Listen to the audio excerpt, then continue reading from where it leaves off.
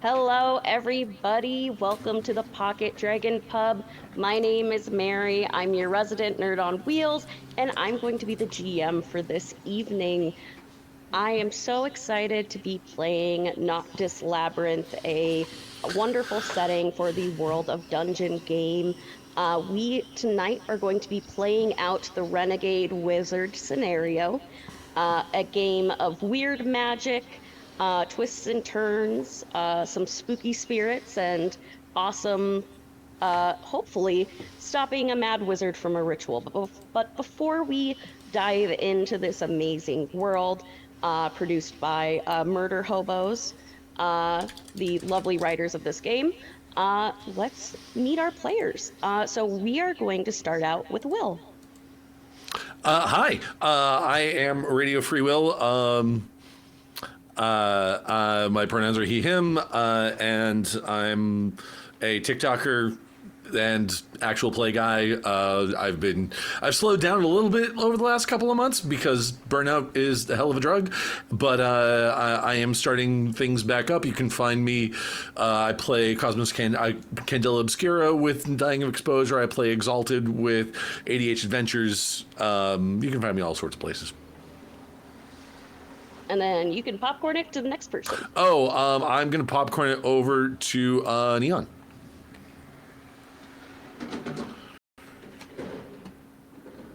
You are muted, Neon. My mouse decided to not work for like 2 seconds at that exact second. Hi, I am Scout, also known as Neon Saline. That's neon like the light, saline like the drip. You can find me everywhere on the internet underneath those places. I am playing Esme, who is a wizard, and it's fine. Everything's fine. We're gonna get this done. Oh, that's right. I am playing Aram, who is also a wizard. But yeah, so to popcorn it over to Geekbaker. Hi everybody, my name is Geekbaker.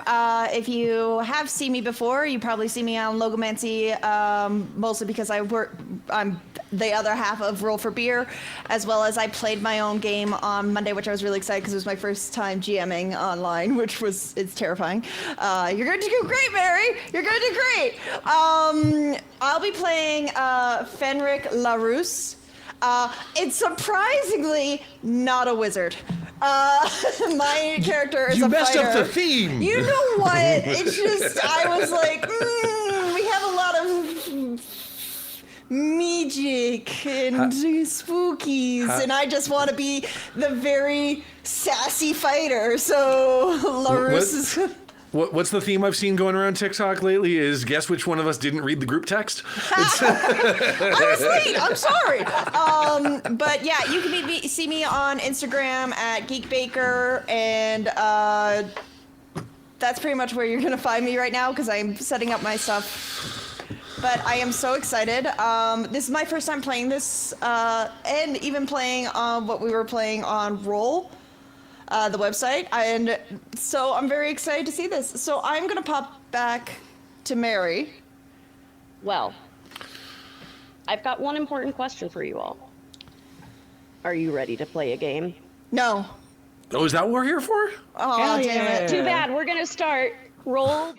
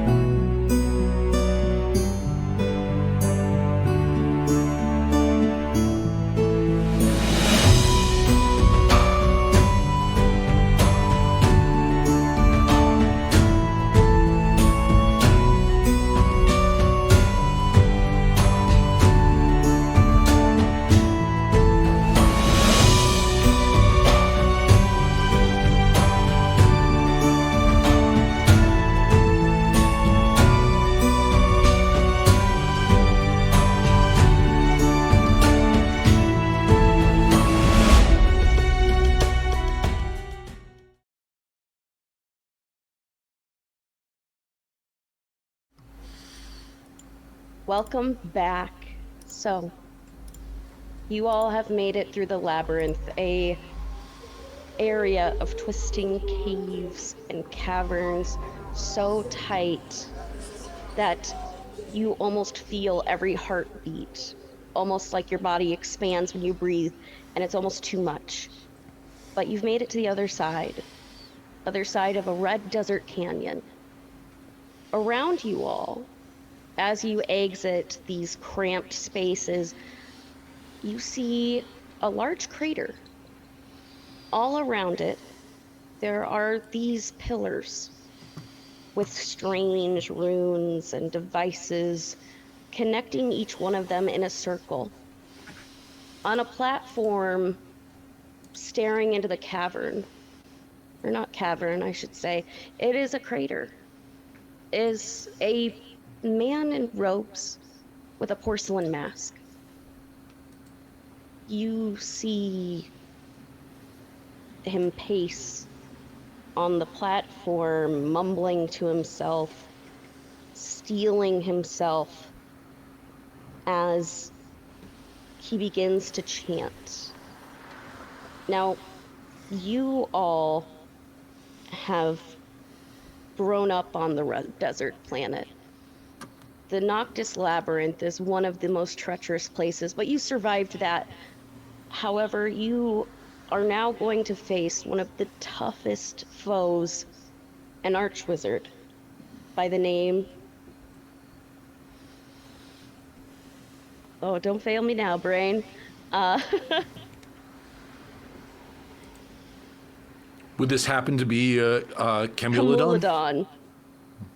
Yep, Camulodon. We have brain farts, everyone. It's all right.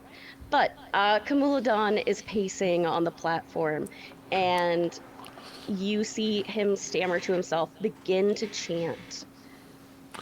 And you know this is your foe. Some of you know him a little bit better than others, but I would like to take a real quick minute and go around the table and see why have all of you trudged through the dangerous Noctis Labyrinth facing someone so powerful that not even the masters were willing to get their hands dirty. Why are you here? Is there anyone that would like to start?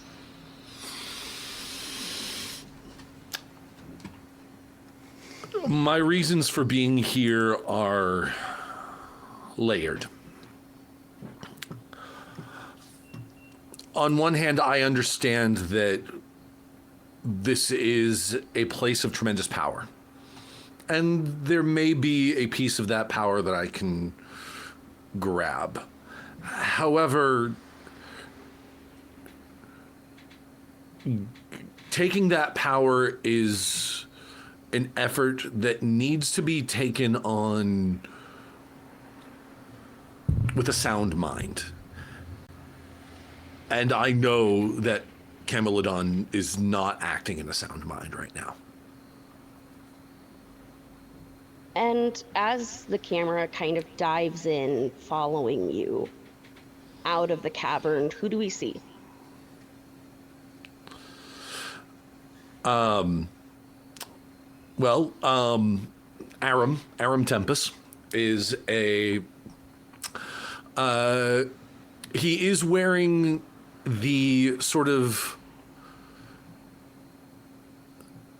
he's wearing clothes that would be reminiscent of an academic. They're not kind of the wizard's robes that one would typically imagine. They are more all-terrain because this is a particularly harrowing journey. It's more like the think like what the like if you've ever seen Disney's Tarzan. It's like what the professor was wearing. It's like lots of like well-worn khaki kind of stuff, but it's built to withstand the weather, withstand windstorms and sandstorms and stuff like that. There is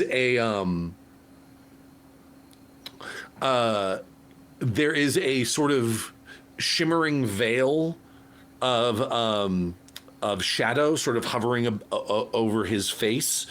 It's a magical way to sort of prevent the sand from blowing into his face. It's something he can sort of dismiss as sort of it's more effective than a handkerchief at blocking particles from coming in. Dark hair, goggles, currently over his eyes. If the wind is dying down as they're coming out of the tunnel, he will sort of like pull them up and just sort of keep them on his forehead. Several there, and he's wearing a leather belt that sort of like goes that's going across his chest with it's almost like a bandolier, except it's not bullets, it's vials of some kind of liquid in each of them, but he only has a few left. And a messenger bag, a hefty one, a decent, like a decent sized messenger bag, full of, notes and essentials and stuff like that for surviving out here, rations and the like. Who would come out next? I guess I'll go. My character is here because, well, he was ordered to be here. That it's his job, working for the Empress. As he walks out and sees the man and goes, "Do all archmages get the mask, or do you have to earn it? Like, is it a special type thing, or do you just get it when you become one? Do they all wear one?" Like, he's just being sassy as he walks out, and he's wearing like armor that's just like mild armor, a pencil type mustache. With hair buzzed to the sides and one comb over to the side. He has some scars over his eyes from battles. As has a shield on his left arm that has the crest of his family, his grandfather's shield, and his sword drawn in his right hand just in case. He's pretty much around like 5'6", 5'7", with like black hair, brown eyes, and slightly tanned skin from the desert. He holds himself with some regard, but at the same time, he also is very uses sassy mannerisms and everything to keep people away from him. He has a side bag that's like attached to his calf and to his which holds like a bunch of materials that he needs. And this would be Fenric LaRousse, who is just looking out at the mage and goes like, "Just the mask. It can't be comfortable, right?" It's not, and that's kind of the point. It is a requirement to withstand the creature he's trying to summon. It's still awful and tacky. Wizardry. Wizards. We don't make the rules, unfortunately. And the rules say porcelain mask. Strange rules, you wizards. Well, speaking of wizards, who is the last person to step out of the cavern? That would be Esme, and that is the name you know her by. She is also similarly dressed for, like, travel, but whereas Arum is very clearly, like, utility-based, she's definitely, like, you can't fight evil if you're not cute. Like, she has I love that! a vibe. I feel like my So character the- would be like, she does it well. Look at her. She the looks fighter- lovely. The fighter comes out like, man, wizards have to be so tacky, and Esme just like says fucking you. She's, like, actually kind of tall. She's like 5'8", 5'9", something like that. Like, similar kind of, like, pants, boots. There's, like, a belt around her waist with, like, little slots for, similar to Arum, where he has, like, the vials. She has some, and she also doesn't have very many left. But she has, like, there's color banding, like, on the sleeves that are, like, up and down her arms. She has a bunch of rings on. She has a headpiece that is, like, visibly veiled. So she has, like, where Arms is, like, magical, hers is, like, you know, it's pretty. It's, like, it has, like, a little headpiece that goes, like, around here. But it's, like, a veil to protect her face, and she has, like, the really dark eye makeup to act as, like, eye glare, basically. And she comes out and shakes her head, and there's no accounting for taste. Is that? She gets it. Esme understands fashion. One should look appropriate to the Stationville times. Esme is here because she has a job to do. This man is here doing this ritual, and that means the leadership that she has been taking tutelage from has failed them all. That is unacceptable. So, she's going to correct it. As All right. all of you stand before the precipice below, you can see further as these words that Camulodon has begun to say in a language that has not been spoken for probably since the time of Phobos. Underneath the sands, the wind brushes away the remains of a once great and powerful being. These are the remains of Phobos, now a spirit that has been trapped, mostly for humanity's own good. Unfortunately, Camulodon has other plans. How far are we from Camulodon right now?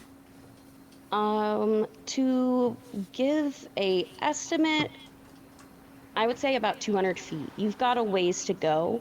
Okay. You basically have just broken out of the labyrinth. But if we shout, could he hear us? He could hear you. I would like to call out to him. Camulodon! The jig is up! The news is out! We finally found you! Yes, let's announce that we are here instead of, getting closer. No, no one's gonna go for the joke. He's the renegade wizard. I know. I get it, but at the same time, it's just like, Yep, I got a d6 psychic damage right there. But hey, Camulodon This is why you hire me. Camulodon whips around, and what's strange is you see a variety of these porcelain masks hover on his Oh. face, and they just start switching and great, switching. there's and more. switching. As it seems as though Camulodon might not be in full control. Oh, perfect. But for a moment, one porcelain mask stays. You see it is one of a jester, a large smile, with darkened eyes, with rosy cheeks, and it almost looks as though the mask itself would have been perfect for a jingling hat of some sort. So at least Camilla appreciated my joke. We will talk about this later.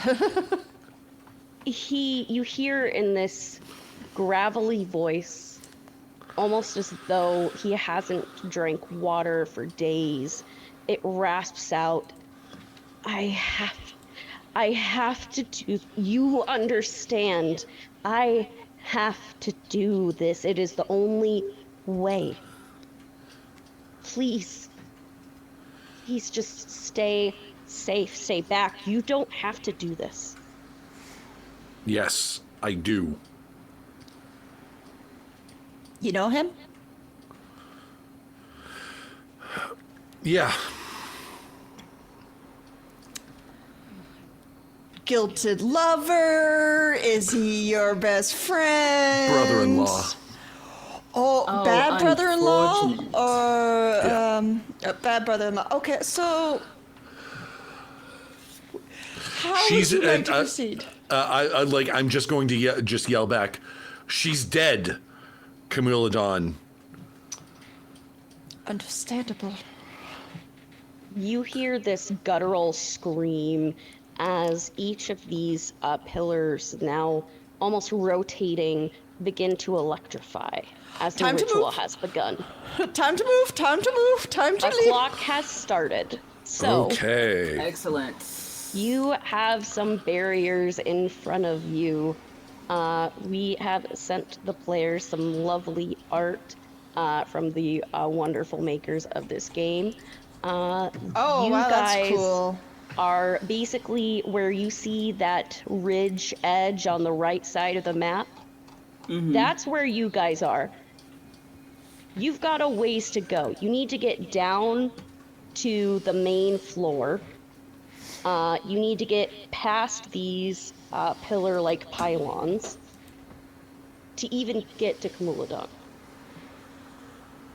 Very well. I feel like at Okay. this point, Fenrir's like, so anyone know how to fly?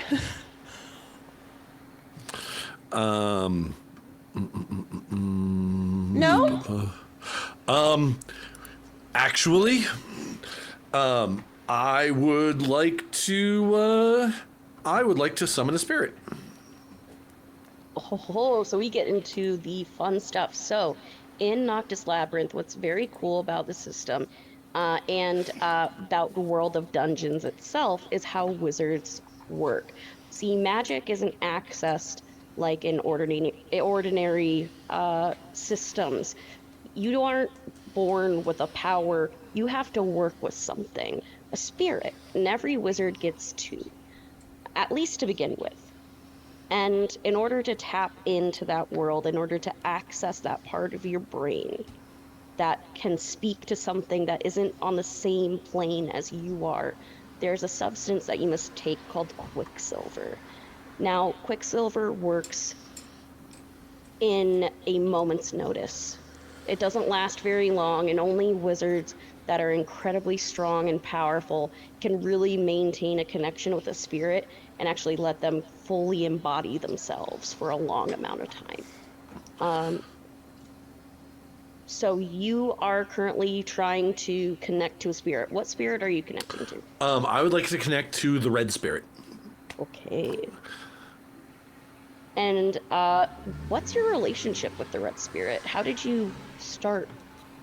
I was not aware that was the thing that I had to come up with.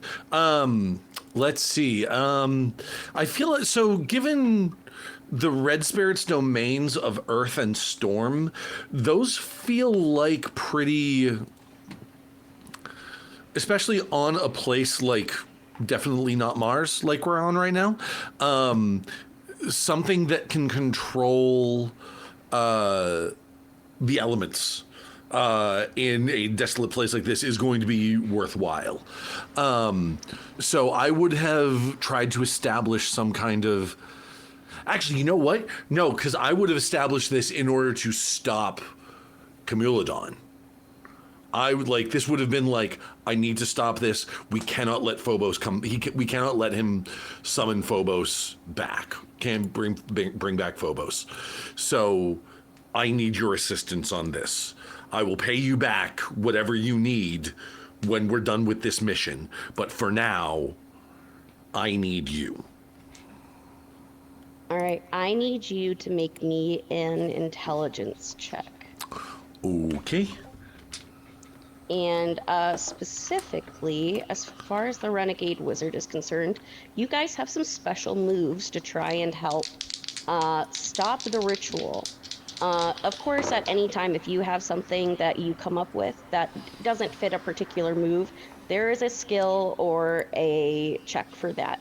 But as far as the main moves that will happen rather easily in this game, we have confronting Camulodon, where basically you will tell me what you guys want to do, any skill you want, whatever fits, you make the roll, and special things will happen when you do that.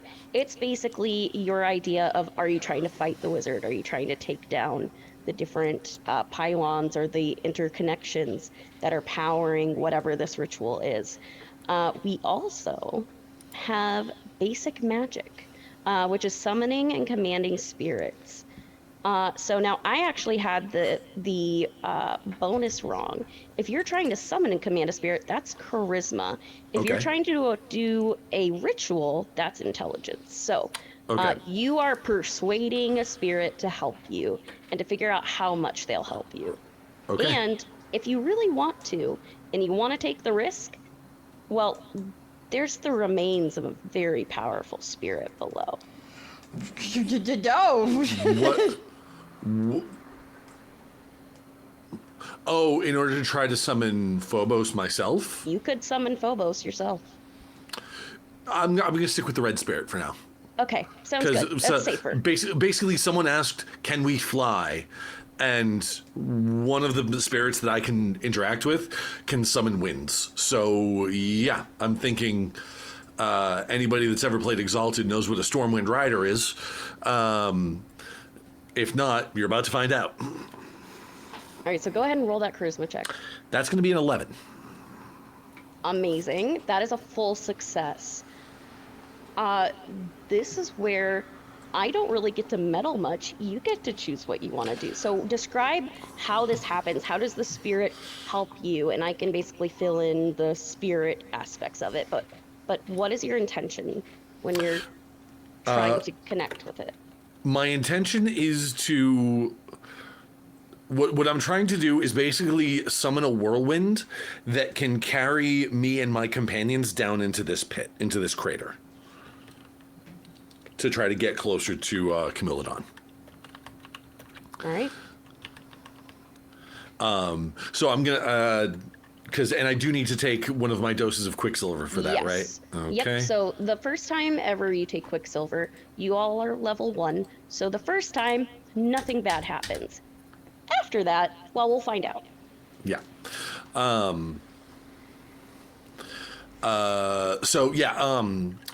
I take one of those vials out of my bandolier and swig it. And then I just sort of hold up my hands and try to command some of those storm winds that have been sort of that are like blowing up above the crater, bring them down and have them swirl around all three of us, creating enough of a vortex to sort of lift us up and deposit us in the crater closer to Camulodon. So those that are in touch with the spirits, well, it almost feels as though many hands are grabbing your arms and like lifting you. But what Fenric sees is these large, almost dust tornadoes just encircling everyone, like under their legs and then slowly rising. But for what the mages feel is you feel that more direct connection. You have connection with these spirits. And for your character, it almost feels as though the spirit takes your hand. Cool. I feel like when we land, Fenric is just gonna be like, that was not pleasant. It got us down here. Few things are. Okay. Well, we see the pillars. Destroy the pillars?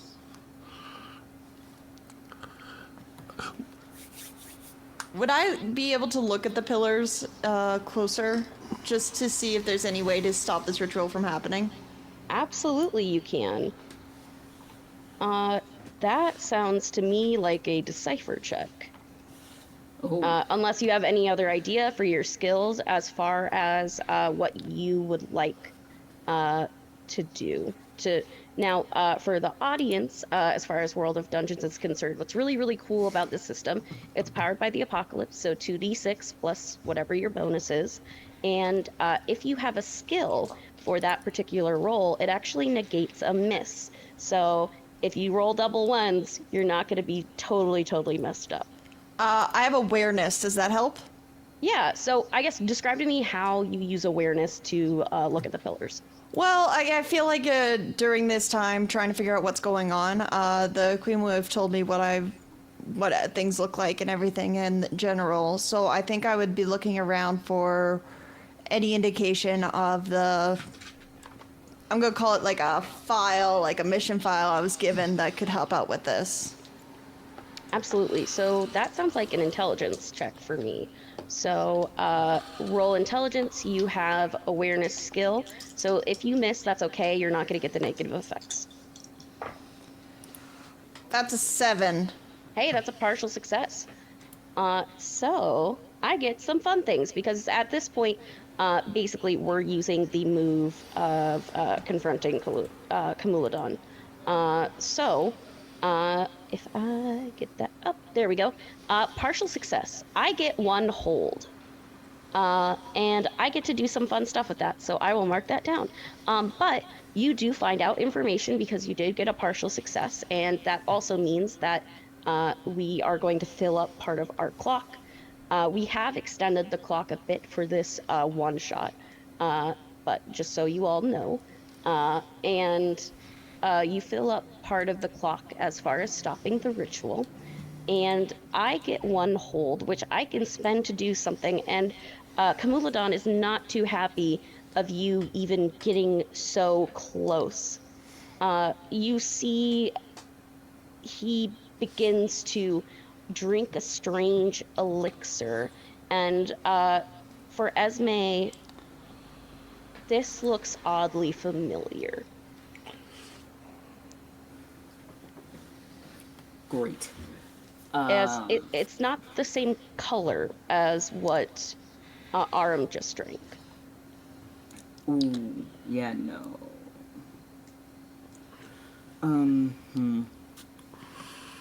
So we're down from the ridge and we're down by the pillars? Yeah, you guys are basically, I would say, about 60 feet now from where Camulodon is. The pillars are basically along the outside, and then basically 30 feet from the pillars, 60 feet from Camulodon. Okay.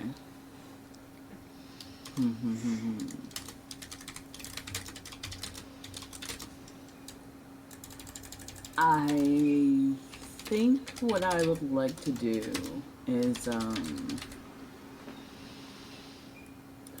I would like to use lore to figure out if the power is distributed equally across the pillars, or if there's one that's like a loci and the rest are like kind of generating energy for it. Yeah, so that sounds like an intelligence check, and lore will negate a miss. Okay, so let's roll it.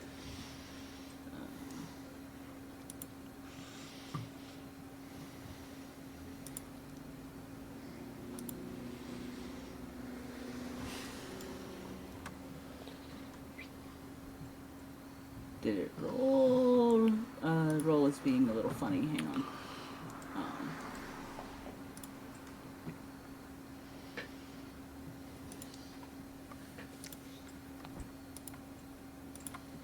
And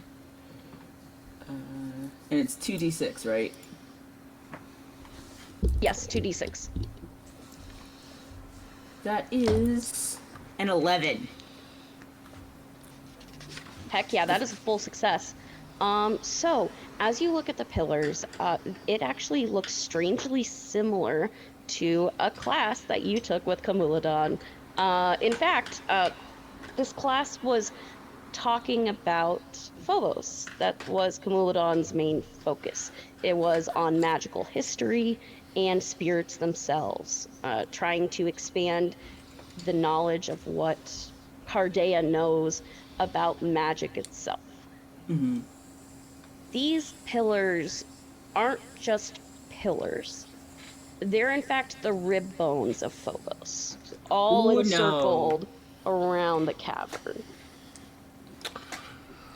Oh, Okay. fantastic! So, Very powerful things.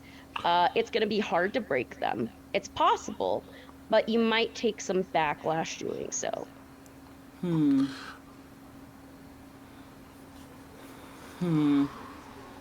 So, great wizards, what is our plan of attack here? Stalk Camulodon, I have an idea. On it! I would like to make an awareness roll if I can. Absolutely. I want to see if these if these ribs are fossilized. Okay. To me, that sounds like intelligence. Okay. Would you consider this awareness or lore? Yes. Okay, so then that's a mixed success, which I'm incredibly grateful for because I rolled a 3 on the dice. Okay. I am going to take one more hold, and as you look at it, it's really strange. It seems like the ribs are out of phase, similar to the masks circling the face of Camulodon. The ribs shift from pearly white to more decayed to a fossilized version and then back again. It's just everything is constantly in flux. Follow-up question. How long does the spirit stay with me once I've summoned it? So, I'm going to add something a little interesting. If you would like to use your powers again without taking another Quicksilver, I need a Constitution saving throw. You're having to physically maintain your connection with a spirit. That can be incredibly difficult. Oh, good. Or actually, I'm going to open it up. You can tell me what skill you want to use. You just have to tell me how you're doing it. What is your connection to the magic and how your magic works.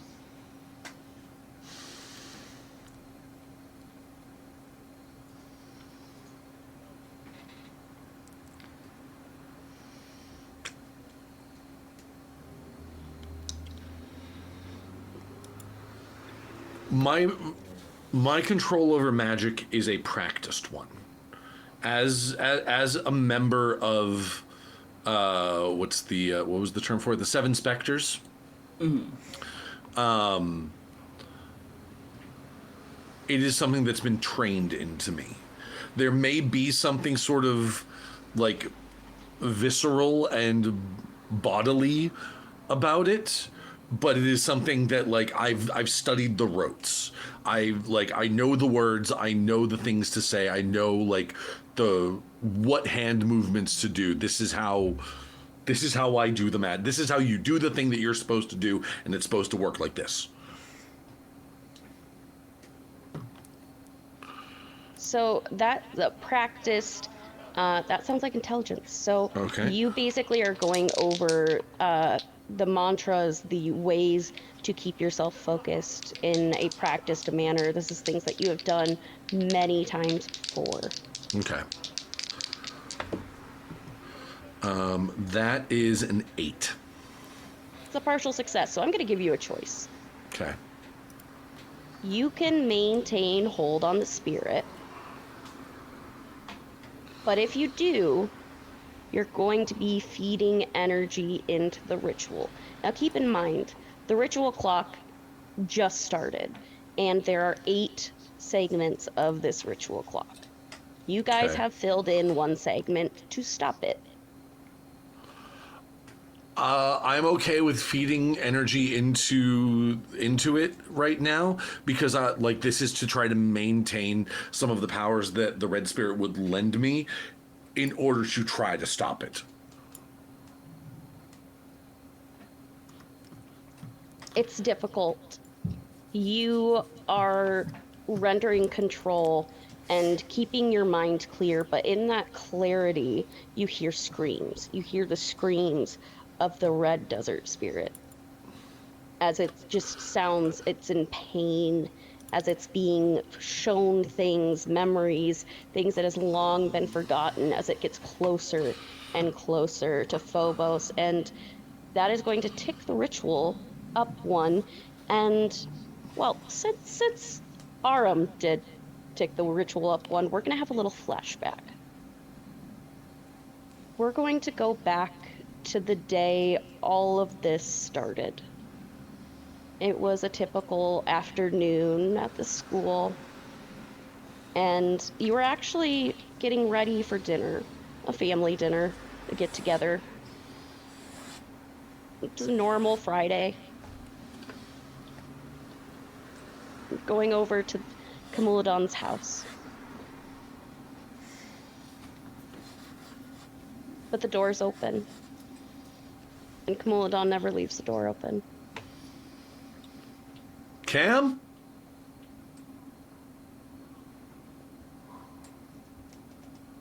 You hear I'm- sobbing. I'm gonna go inside. Cam, what's wrong? You see a room in tatters. It looks as though some sort of monstrosity has rampaged through the small cottage in Cardea. And you see him on the ground, holding robes that look as almost ash is all over them. And there's a large pile of ash around the robes. Do I recognize the robes? You do. Cam, what happened? No. You just hear him echo in his voice, no, this. What? Wait, Cam, what did you do? I didn't, What did you do, Cam? I didn't do this. I just got here and it's all his fault. It's all his fault. Who? Tell me what happened. You see almost as though he tries to say something and it's as though his voice is taken. You see him mouth words, and it's almost as though when you're looking at his face, it begins to contort. This is before Camulodon wore a mask. Right. You can tell magic has been cast on him, preventing him from saying whatever this name is, but you can tell that there is rage so deep in his eyes. I'm gonna look down at the ashes on the ground. Spell it. If whoever did this took my sister from me, took your wife from you, the least we can do is have her death mean something. You see he begins to write in the ash. And it takes every ounce of his being, and you see what looks like these shackles begin to form on his arms as it slowly constricts the arm that is being used to write the name, trying to stop it at all costs. But he finishes writing those 2 words.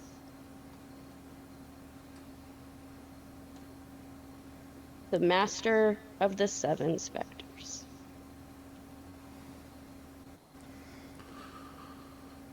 Master Nelpor.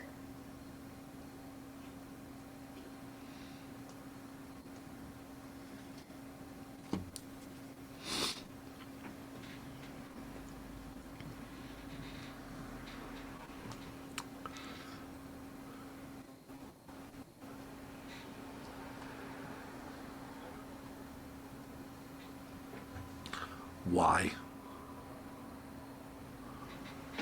What could he...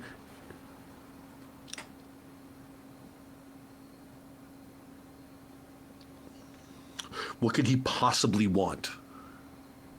You see him hold the hand that was used to write just limp at his side.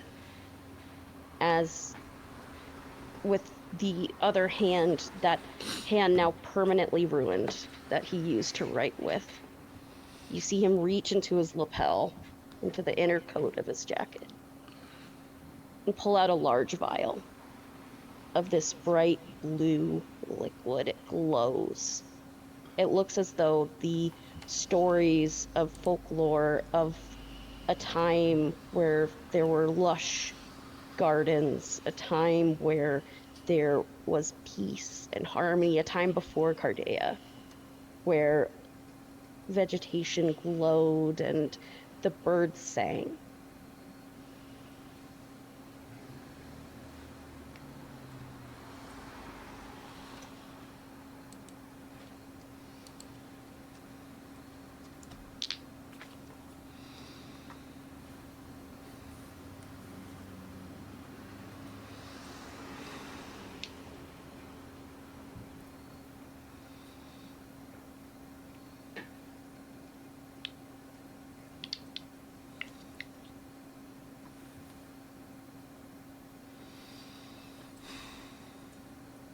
We made this.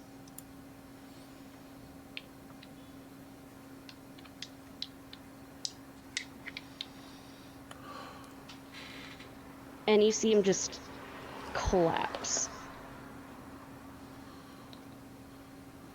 And we circle back as the desert sands blow into the doorway. It takes us back to the ritual of why you're here. Mm-hmm. And as that happens, you see that these ribs begin to be charged with electricity, forming a barrier around the ritual. Okay. Quick thing, sorry. She said distract, and I think Fenwick was like, okay, I'm going. Heck yeah. Before we get to that, because can I use the because I want to try to use the earth magic that I have access to while I've got the red spirit here to try to break one of these pillars. All right. So Can I do? Is that possible? yes, it is possible, but you're gonna need a distraction if you want to get away with it. Okay. Yep. So I'm on it. Fenric, what are you doing? So with my athletics, I want Fenric to run up, grab his grappling hook, and try to swing and land on the platform, swinging up and landing in front of the guy. Amazing. I love it. Just be like, need a distraction? Right. I'm on it. So would this be, are you doing it like in the parkour type style? Or are you doing it like full strength mode? Like what's your... I think, because Fenric is very like, I think he would do it very, finesse. He isn't a strong fighter, he is a finesse fighter. So he would just be ready, he's like, oh, you need a distraction? I'm on it. And just does it and then like flies it and then it just whooshes around, lands and just goes, hello there. I'm obsessed. Absolutely roll with dexterity. If you miss, you're not gonna get the miss negative. So And of course, then Camilla turns around with a General Kenobi. Dex, come on. Ooh, that is a 9. oh, that's a partial success. So I you stumbled. succeed at what you want to do, but I get a hold. All right. He just lands and goes, "Hello there. Good evening, good Magister. How are you today?" If the mask had more expressions, like you just see a person that looks just so tired. They're just there's just like the look of the audacity. Yeah.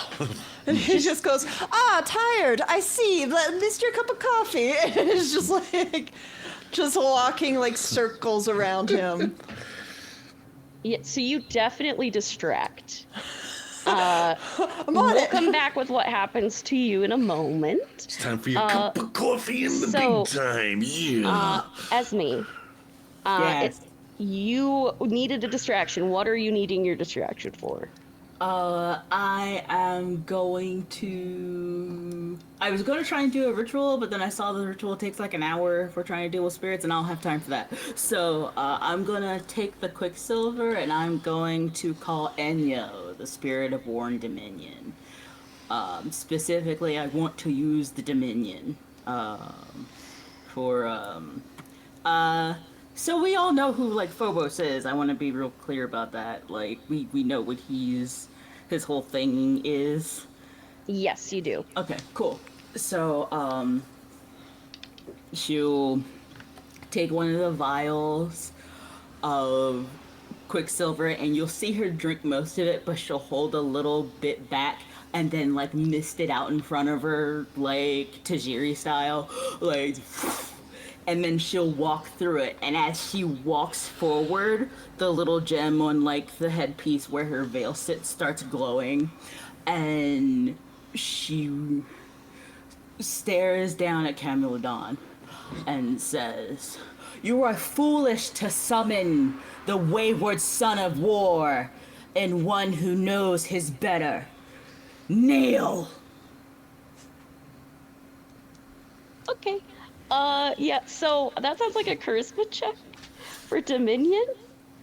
Because you gotta persuade the spirit to help you. So, Yes. And that was epic. So, roll charisma. Please, clear. Add that. Roll with me here.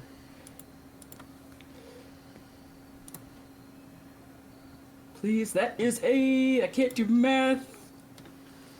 I swear, it's another 11, but I have +3 to charisma. I got a 2 and a 6. That's awesome. Hell yeah. It's in the chat log. It's in the chat log. Absolutely. Let's go. So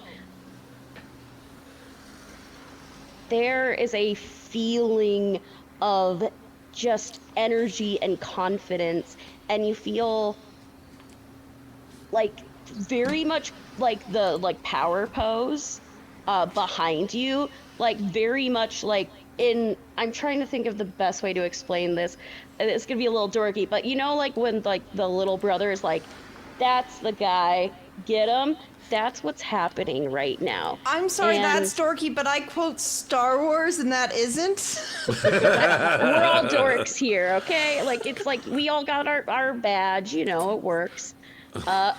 Continue on, sorry. No, you're good. But you just feel the presence and the protection and the dominion and power. And it's enough to really get to Camilodon. Amen. So much that I've got some hold, and I think it's time to try out some fun new toys.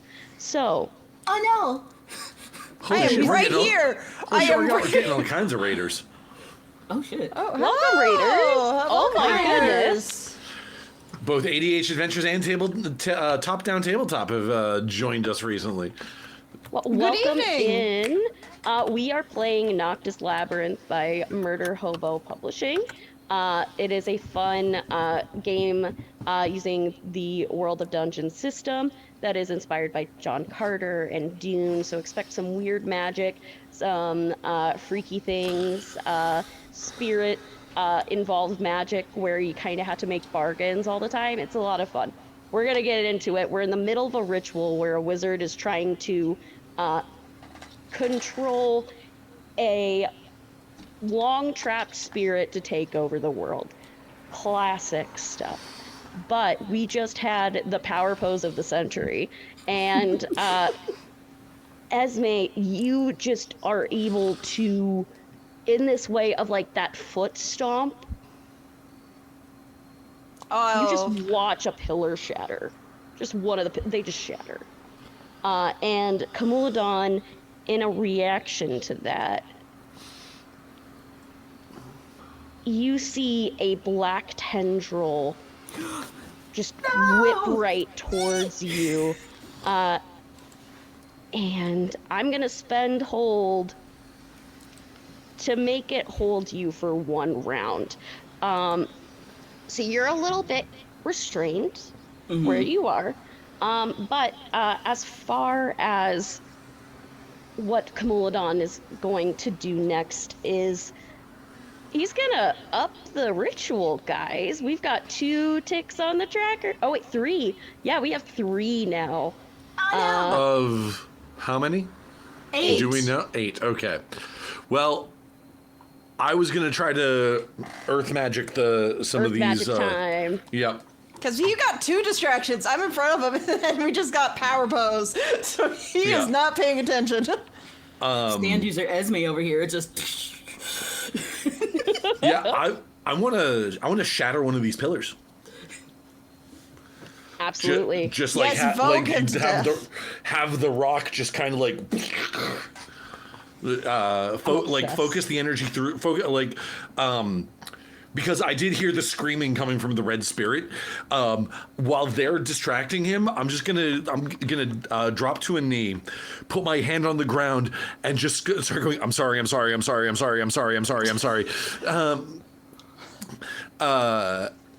just focus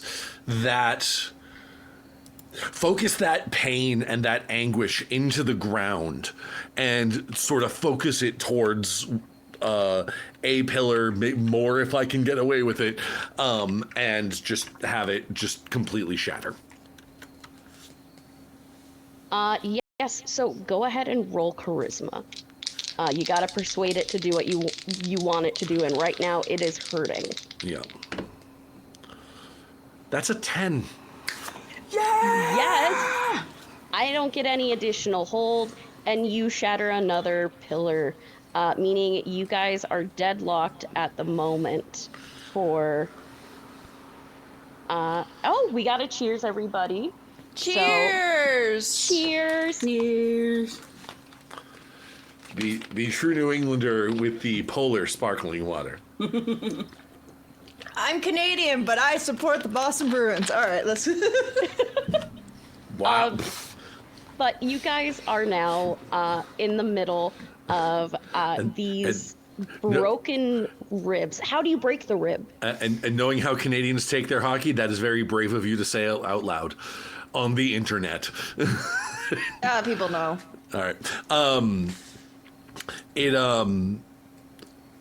It's sending that, it's going to create that, like I said, sending that sort of anguish energy through the ground, and it's going to create a vibration, almost like, and it's sort of like a small localized earthquake, to sort of send that seismic shock through the ground and topple the pillar, and when it hits, it just kind of, it breaks free, and then when it hits the ground, it kind of scatters, like dropping a giant thing of ice on, and just like bone particles and dust go flying. And as I get up, and I'm going to offer one last, I'm really sorry, and then let the red spirit go. It flies away, trying to flee. But it's almost like there's this strange gravitational pull that is keeping any spirit summoned here from leaving. That's not good. So I'm on the top, and he's muttering this chant. He's just, it's almost in a way of like, under his breath, it's almost a mantra. It's a way of keeping himself calm. I punch him in the face.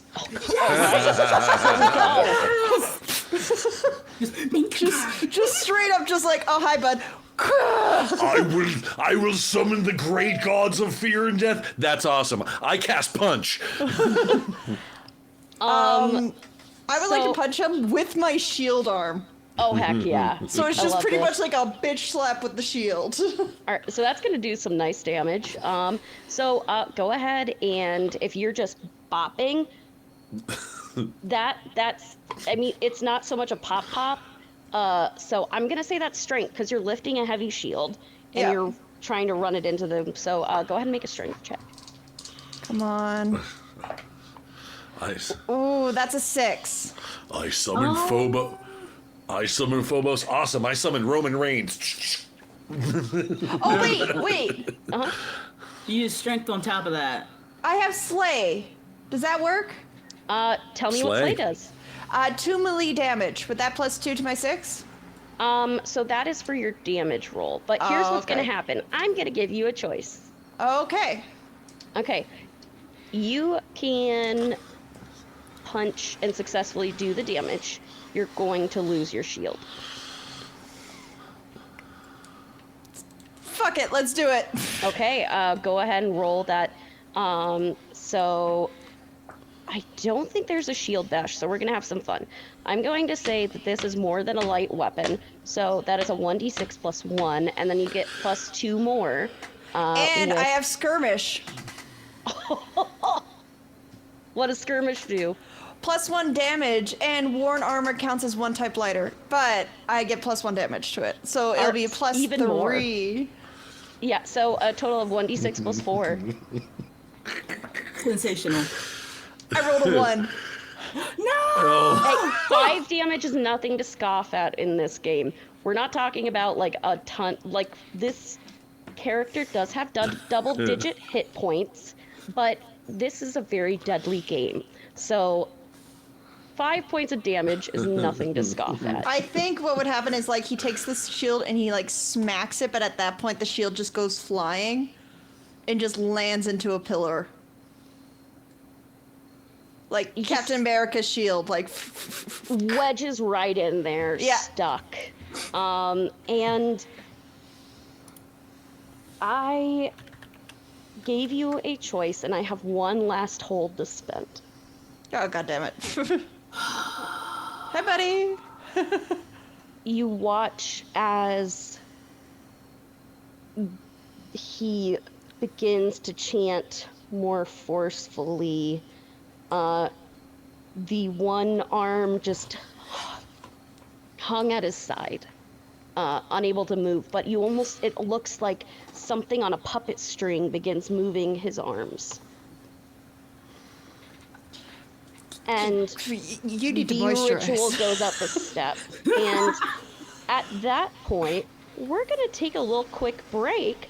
We're going to be back in 10 minutes, and we get to see the outcome of the Renegade Wizard. Will our heroes win the day, or will a Mageocracy take over Cardea? Find out in a little bit.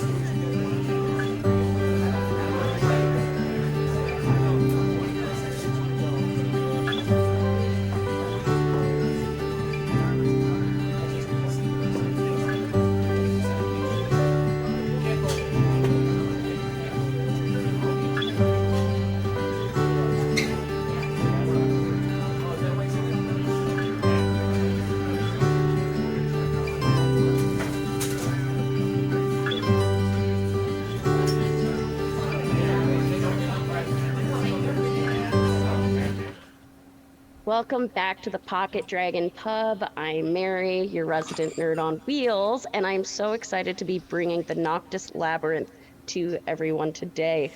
This is an amazing game by Murder Hobo Publishing, and they have created such a wonderful, rich world. And we currently are playing through the Renegade Wizard one shot. So we last left off as we've hit the halfway mark in the ritual. But luckily for you guys, you're keeping neck and neck. You guys have hope. There is still time. But as our lovely Fenric just shield bashes Camulodon into the face, this electricity begins to erupt. And at the moment, Aram, you see that the red desert spirit hasn't been able to escape, it's almost as though the wind around you begins to swirl, as though the power of that spirit is now feeding more into the ritual.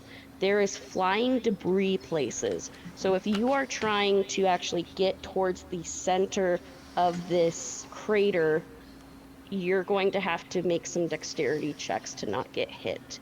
As Okay. well as that, the different pillars of the ribs of Phobos also are causing electrical current around it. So currently, before the electric current went off, Fenric was able to get right within melee range of Camulodon, and our lovely wizards are still on the outside. Should you wish to go through the lightning circle, you will take 3 damage. Okay, I'm not doing that. I would highly suggest you not, but hey, there is some fun, interesting ways for you not to die in this game. Fun and interesting ways to not die is going to be the name of my memoir. But as we get into things, I would like to start with a little bit of a flashback. I'm going to go, as we just had Fenric just do the power punch of the year. Fenric, you've Hello. been summoned. This is a daily occurrence, sometimes any hour of the day, whenever it fits her whim. But you've been summoned by the Queen.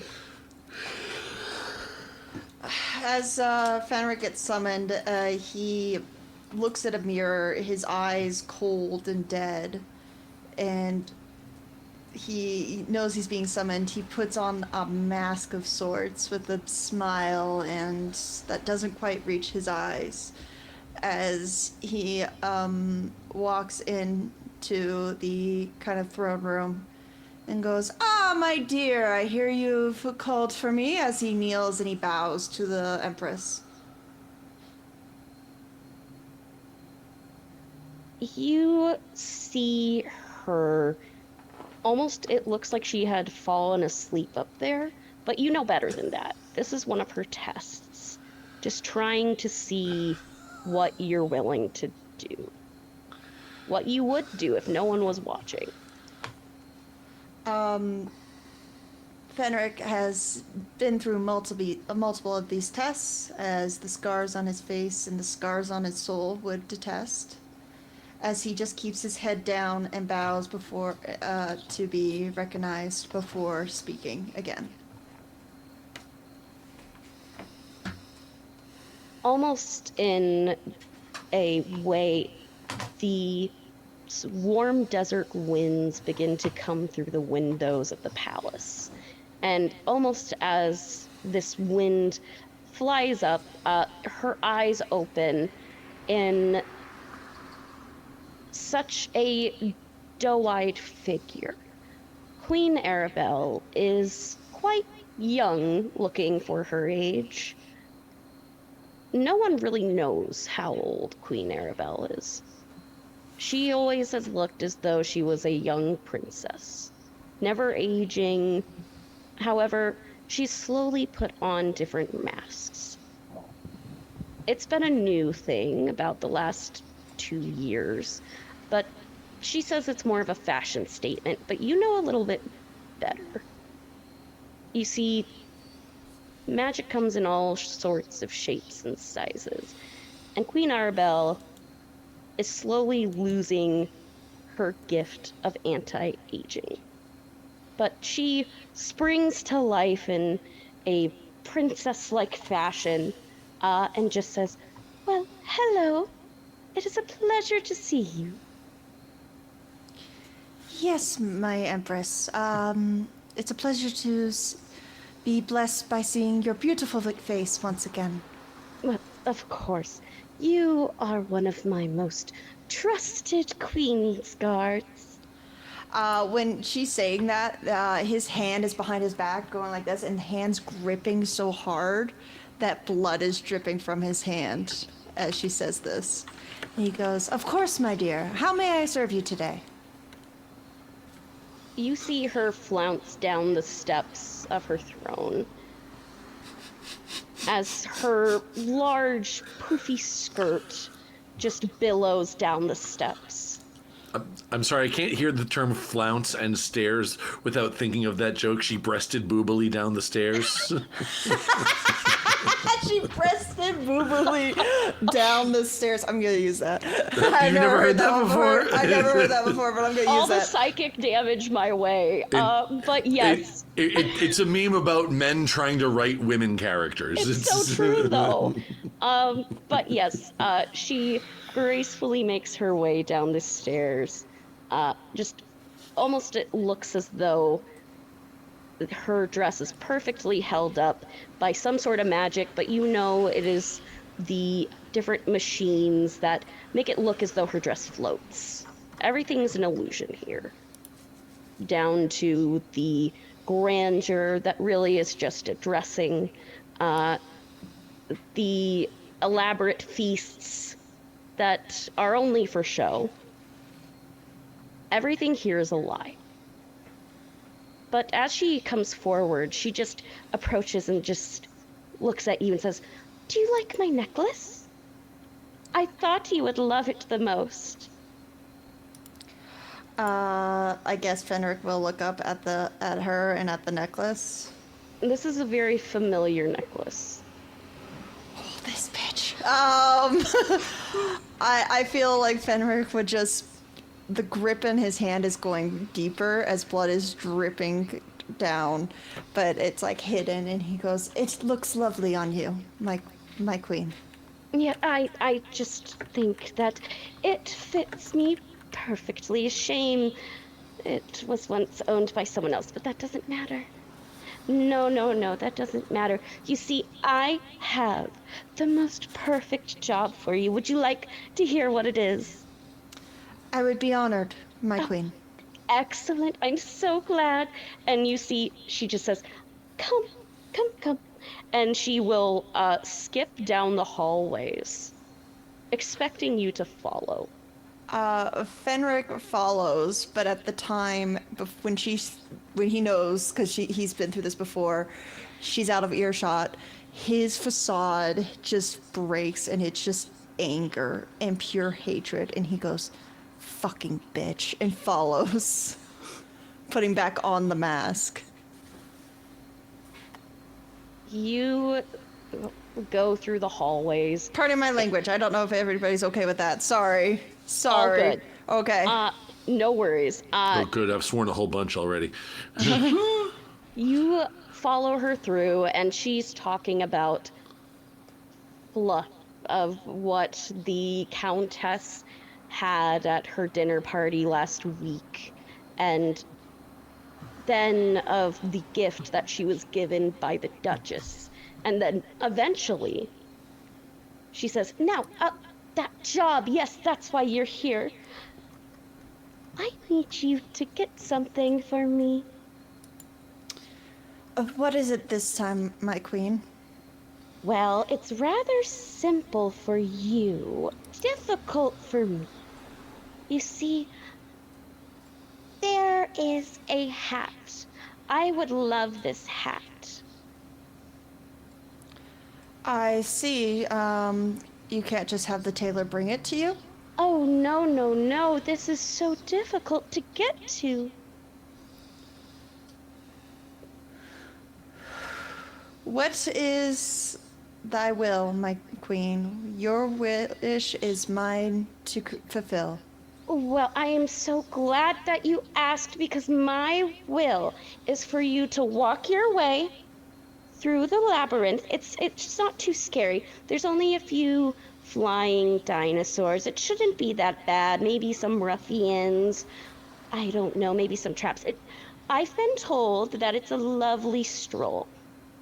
And when you get there, there's going to be a very mean man. And I want you to kill the very mean man. And I want you to climb into the little crater and steal a spirit's hat. Shouldn't be too hard. Oh Yes, my god. my queen. that was easy. Much easier this time around, wasn't it? Quite. Good. If you don't bring it back, you know what'll happen. All right? At this point, I think he bows, turns, and walks away, and anger is in his face, and he's just like, I'll bring back something, all right, as he walks away. As you walk away and the blood drips just slowly following you, we go back to present day. And as you are this close to the renegade wizard, you see your prize. At the bottom of this crater is a helm. Helm can do many things. It is fabled that Phobos created it himself. Phobos is a spirit of fear, and legend has it that it is named the Phobian Helm. Whoever wears it can see someone's deepest secrets, their darkest truths, what they fear the most.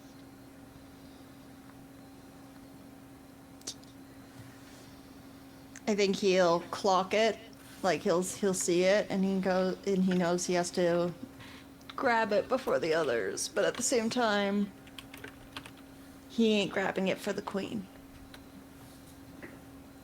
As he's standing there looking at the guy, he's like, you're just in my way. Like, the facade's broken, and he's looking straight at him, like, you're just in my way. And you're in mine. So we're in agreement, as he just cracks his knuckles. You see him begin to energize himself with that crackling electricity. And I need you to make me a dexterity check as to dive out of the way of a lightning bolt. Alright. Seeing if I have anything in here. Nope, athletics.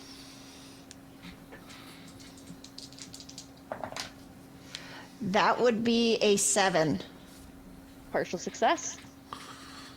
So, you are able to dive out of the way. Oh no, wait, that was an 8. Sorry, I forgot to add 1. Yep. But, so yeah. 7 to 9 is partial success. Okay. And then 10 and above is a full success. Okay. And 6 and below is a miss. But with a 8, you are easily able to take a look at the trajectory of that bolt, dive out of the way, but you leave yourself open, and he's going to take hold. Yeah, god damn it. What is Esme doing at this point in time? I think Esme is currently restrained by Noctis, if I'm not mistaken. That's the black tendril spirit thing. Okay. Yes. I will say at this point, the tendril around you is loosening. So you at least have your hands becoming free so you can prepare to do something. Kind of, Okay. it slowly is releasing and you have time for action. Okay, so I think what I want to do is kind of calculate this.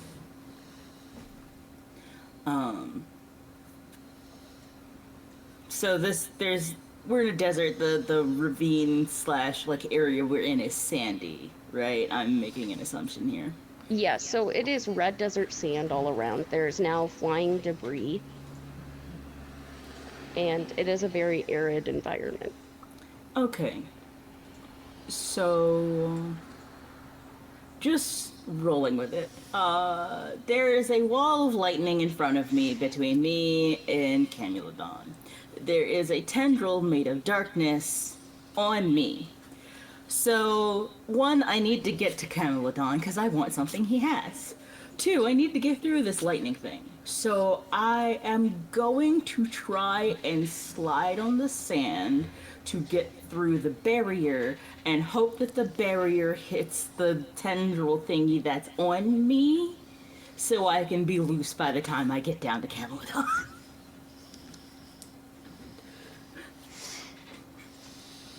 Absolutely.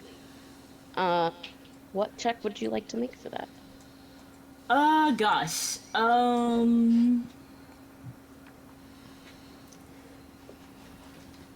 This is a very strategic idea I have, so I want to try and use intelligence. Absolutely. You can use intelligence. Okay, thank you. Yeah. Another 11. Let me roll, let me roll! Come on. No, Is it another 11? Wait, I gotta see this. It's a 13! It's a 13! Holy shit! Jesus. Esme's our powerhouse. Like, I'm here punching him, but Esme's just like, I summon God. I'm taking a screenshot of this chat. This game. Oh, God. So you have full narrative control. Describe what happens here. So, you know, Esme has been a student of the seven specters for most of her life. But it means that she's also interacted with the desert for most of her life. So there's a point where she's kind of trying to figure out how to get out of this tendril, and she kind of sees the movement of the sand with the storm. And she goes, got it. And she kind of drops down into this low slide and like digs her hand into the sand to kind of make a channel for her to slide through. And she just kind of pushes herself along the moving current of the sand that she sees to get through the through like the lightning barrier. And you see her kind of brace like visibly as she knows she's about to hit it. So you got a full success. And so I'm gonna give you a choice. Okay. If you take damage, I will add 1 step closer to finishing the ritual. Like for us to stopping him? Mm-hmm. Oh yeah, no. That was done with full knowledge of hope I'm bulletproof because this shit about to hurt. Alright. Okay. So That's As a you- line. I hope I'm bulletproof because this shit's about to hurt. I like that. epic. As you slide through, you feel the... Now, I should ask one thing. Are you trying to maintain control on your spirit? Yes. Okay. Would you, to get in that a little deeper, as you're diving through here, you feel as though you're losing that spirit's connection. What is your practitioner magic? How does Esme cast? So I think as she's like pulling through, as she feels the slip, you see her tear at the sleeves on her shirt, and you see up and down her entire forearm there are just tattoos. Like one of them is clearly done with the iconography of Enyo, and the other one is done with the very blatant iconography of Demos. So you see her like pulling, and you see her like extend her hand out with the Enyo tattoos, and you see like the sword and like this blazing sort of light around it that kind of like wraps around her forearm, and she like extends it out. That's the one she's actually like using to guide her motion in the sand, because Enyo is a spirit of dominion and control, and she needs to make sure that she makes it down here, if for nothing else, to be able to continue the fight. So I think her tutelage was, she did study, but I think part of magic, because of what Quicksilver costs them physically, I think it was her tattoos are the way she keeps the magic structured in her body. What are you willing to give? What are you willing to sacrifice? And I think that she took a long time to actually like there she rotated through like training under like which spirit to use until she settled on the two that she has for now, because of this will be permanently etched in my body. I cannot take this back. So like you cannot undo magic once it is done.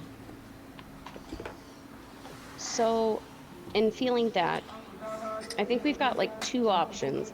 Of course, when we think of sacrifice, we can think of health, and that would be something tied to constitution. But sacrifice can also be made when you make deals, and to make a proper deal, you have to have charisma. So, what would you like to do? Because those are like, after what you described, those are the two things. Let's go charisma, because Esme is nothing else if not a talker. All right. Go ahead and roll charisma.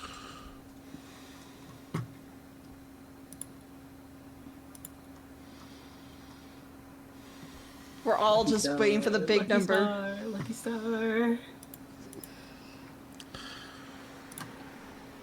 What the What happened? 14? I swear, it's in the website. It's in the website. I'm not doing it. What the? Literally, this is amazing. Okay. See, because as you just fully, instead of that, like trying to hold it there, it's almost like those tattoos, you form an anchor to the spirit. Like, it is just attached to you now. And you barrel through the lightning, and you feel the pain and sacrifice. All of it is for one purpose, and you will get through this, and that feeling of control and dominion, that you are not alone. Every step of the way, you are never alone in this. And you watch as the debris that is slowly trying to form into this throne that is sitting on top of the remains of Phobos. Actually, it's not sitting on top of the remains of Phobos. It is the remains of Phobos. The remains of Phobos are being formed into a throne.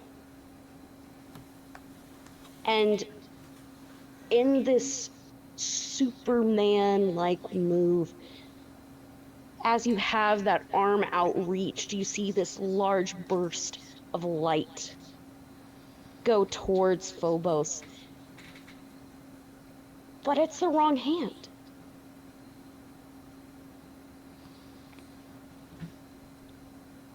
Deimos has entered the ring. This bitch just summoned God. What the fuck? Cool. We are in a really good shape, or we're really in trouble. Like, Feast or famine, man. I don't know. Deimos is the brother of Phobos. Phobos, when this ritual, if the renegade wizard wins, he will fight his brother again. Deimos saw what happened to the world when that happened. He doesn't want that to happen. So he is here helping you to stop it. Thanks, buddy. So you are going to go ahead and tick the end of the ritual for your guys' favor up one with that. You're slowing down that building of the remains of a body throne. You're slowing it down. You even see the spirit just trying, almost like in a Herculean effort, where someone is trying to hold a door open. You see as his arms begin to try and form to the arms of a throne, you see this spirit in just pure light push against it, and it's just holding.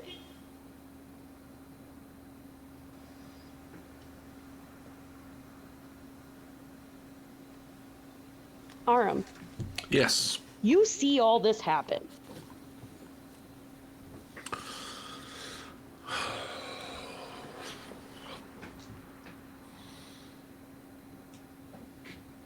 Deimos is here. Because Deimos is the other one that I have a connection with as well. He's right there. He You chilling. just have to take some Quicksilver.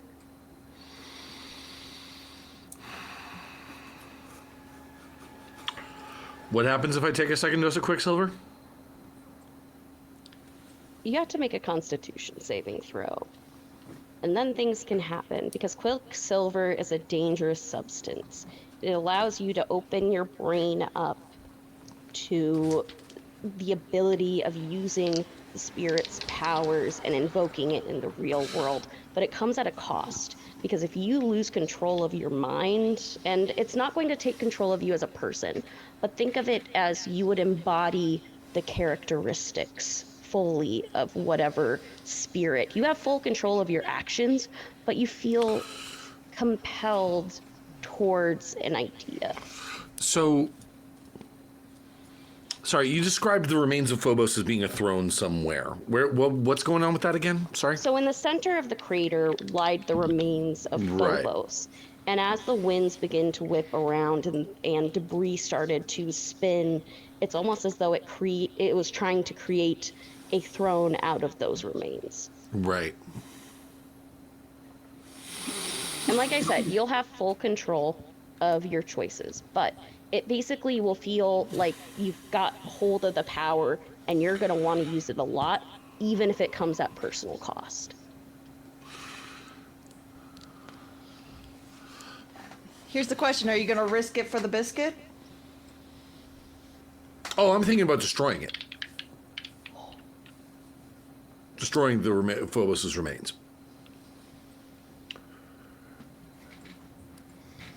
Seeing Deimos here,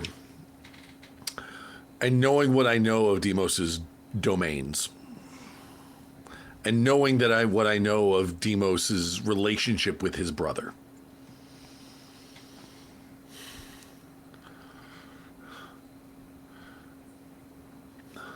Deimos, I know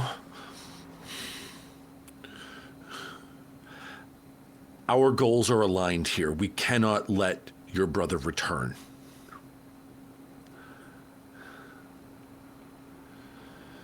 I am aware that there is power there, but the power, power is a tool, and a tool wielded by the wrong hands becomes a danger to everyone. Right now, his hands are the wrong ones, pointing over to Camelodon, yeah. Sounds like a really cool dinosaur. I'm sorry. We need to it needs to be destroyed. We cannot let this power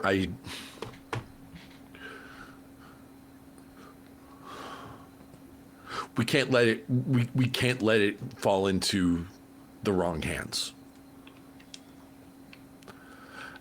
And and one of his domains is thunder.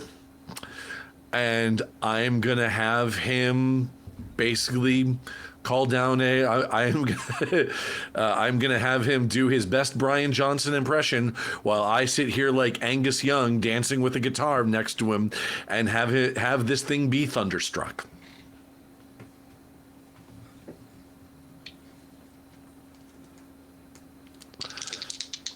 And I'm going to take a dose of Quicksilver in order to do it. Okay.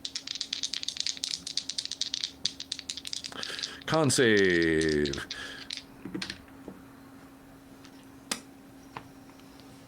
Use roll! Use roll! Use roll! No. Oh. Okay. Big 5. So, I'm going to give you a choice. You are asking Deimos to basically use enough power to destroy without doing too much harm. Deimos has kept himself separated for a very long time because of the harm that he caused. Mm-hmm. There's fear. He's scared.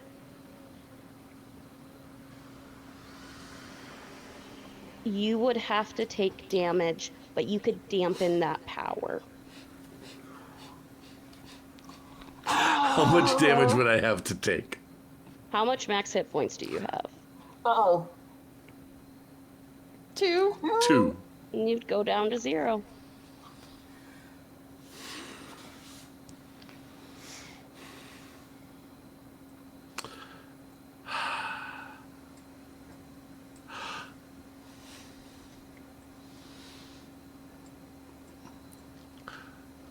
I'm gonna do it. Okay.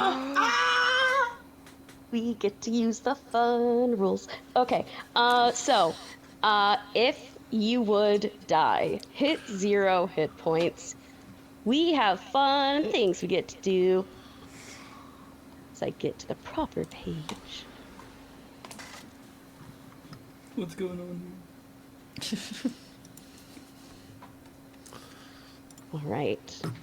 Death and dismemberment. Woohoo. Ooh, I get both? Yeah. It's fun. It's not even my birthday. Buy one, get one free, eh? Yeah, it's BOGO.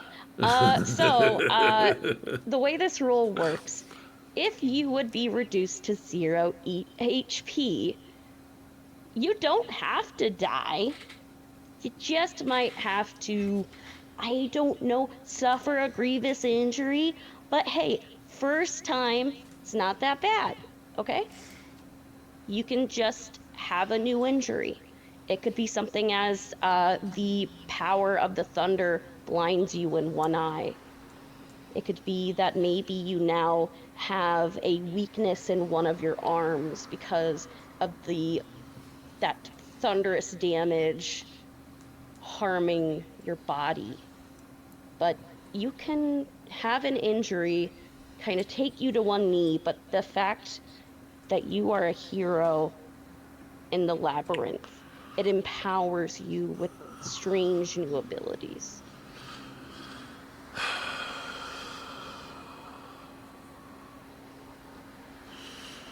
I think in order to dampen the power, I need to take on basically. So is this a result of the impact that Demos is doing, or is this a result of me using the magic? This is the result of you pushing yourself, taking more Quicksilver, and trying to lessen the damage that Deimos will do. I think as I do that, you're close, Duamn. What I was thinking of, as this happens, I actually drop to the ground as my right leg shrivels up to the knee.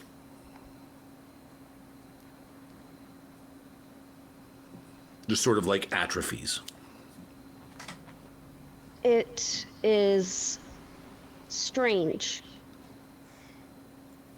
You watch it happen to you. It's almost, you felt life fall from you. You watched as this happened to you, but again, you feel this presence kind of shove you back. And it's almost that moment of the first time you've ever taken a deep breath. Like you've been underwater for minutes, and all you have to do is just take a deep breath, but you're scared, and you do. And again, the world kind of comes back into focus. It is loud. There is debris flying through the air. There's crackling of electricity. And what the hell just happened to my leg?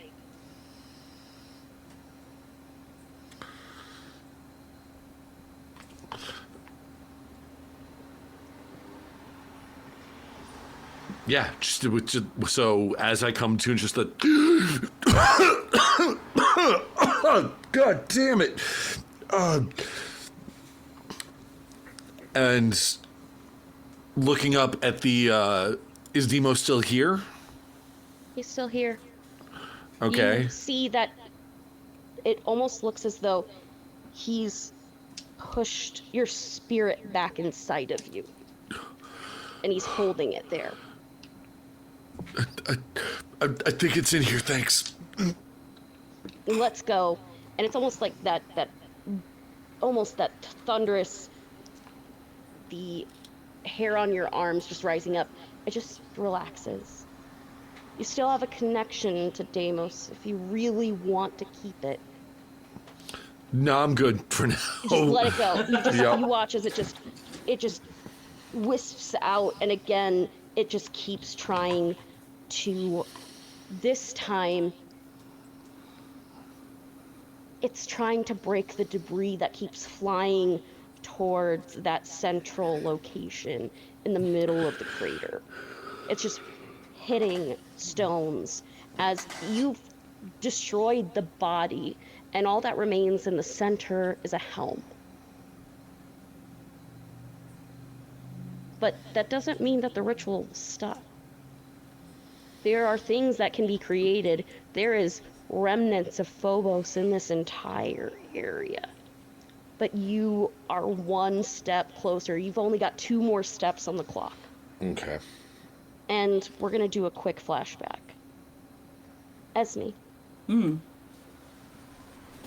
You're a good student. The School of the Seven Spectres, to put it aptly, is survival of the fittest. It is not a guarantee you will make it to graduation. It is a bonus if you do. But you're good at what you do. You have survived things that so many of your peers were not able to. And there's someone that has kind of taken a shine to you. Professor Camulodon. He's a little zany. He's a little out there. He talks in esoterics. And recently his wife passed away. And he's been fixated in his studies. He's been more outward of what he works on. In fact, he's actually let you into the laboratory this night. You see that he has a bunch of these books in strange script that almost morphs every time you look at it into a different language. And there is a strange obelisk that seems to be floating with this bright blue energy.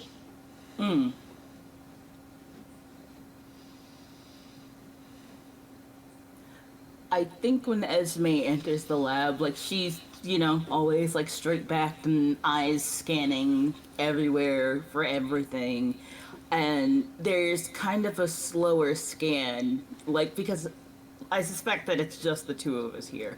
So she's kind of really taking in what she's looking at. And has this faint look of, like, you're not sure if it's distaste or general disapproval or even maybe fear. General disapproval? It's very clear that she does not like what's happening, regardless of what sphere her dislike of this is. You see him hunched over a book, like flipping through the pages. He's basically positioned 4 books in a circle around him. As he spins to one, flips a page, spins to the other, flips a page, spins to the other, flips a page. And he's just almost in this like circle, and he keeps mumbling to himself. Tick tock, tick tock, tick tock, tick. Professor. What? Oh, Esme, it's a pleasure to see you. Have you eaten? Oh, well, if we go back to the histories of Alexander, we do know that there are ways for wizards not to have to ingest energy to be fueled by it. We In are studies, still mortal, sir. what? Like, oh, and you see him just like his eyes glance over to a full, totally cold by this point, food tray that someone brought to his lab.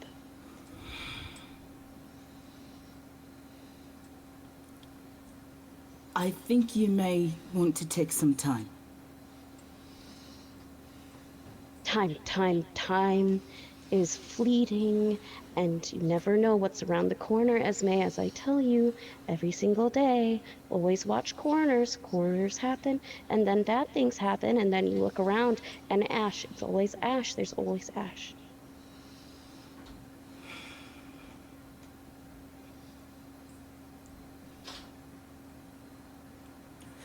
When is the last time you slept, Professor? Well, that would be... And you see him kind of glaze over. And I believe it was 2 days? 2 The days. mind needs restoration. You have to rest. You have to eat.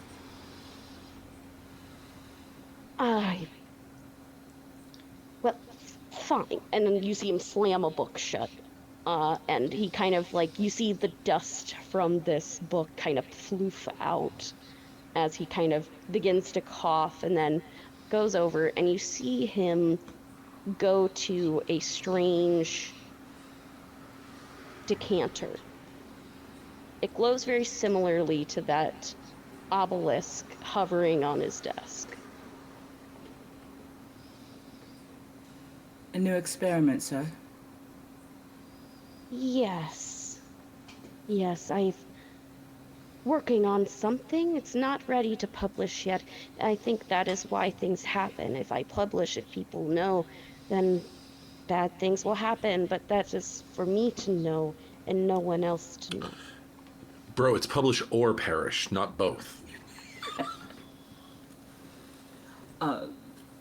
Esme will she tends to carry herself very, like, authoritatively, but you see her kind of gently ease her shoulders down, and she approaches them very softly. Like, the way someone would approach, like, a scared animal, or just kind of generally wanting to be inoffensive. And she'll kind of come over to get a good look at what the hell this is. So the liquid inside seems to glow, and in a strange way, as he pours it into the goblet in front of him, it almost hovers in the air before... You know when you put kinetic sand in water? Mm-hmm. It's kind of, that's what happens within the glass. Oof. Is it separating? Oh, no. It is perfect.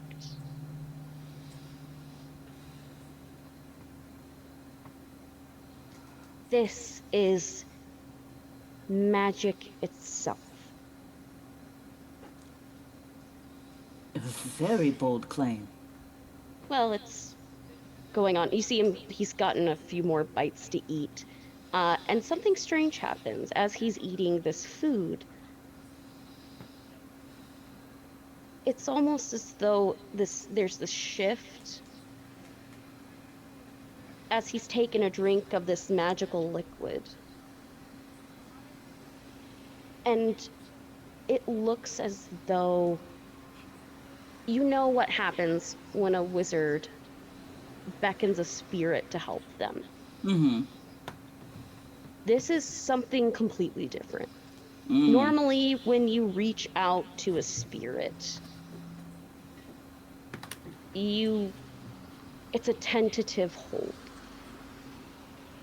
It's one that it can be fleeting at any moment, it is dangerous, but this seems as though they're walking hand in hand, as though he's beckoned it into his body, and whatever's in that liquid is keeping it there.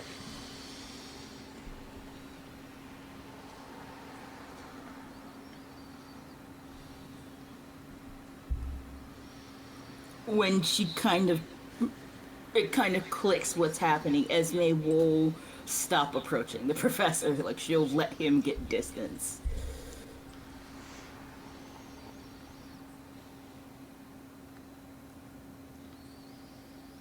You work so hard, sir. Yes, I think my work is coming to an end.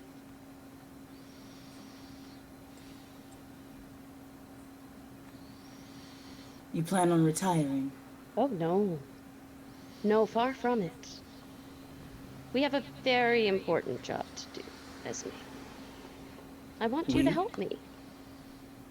I'm still only a student. I need to graduate before I can even think of assisting you. The only reason you haven't graduated is because Nopor is a hack.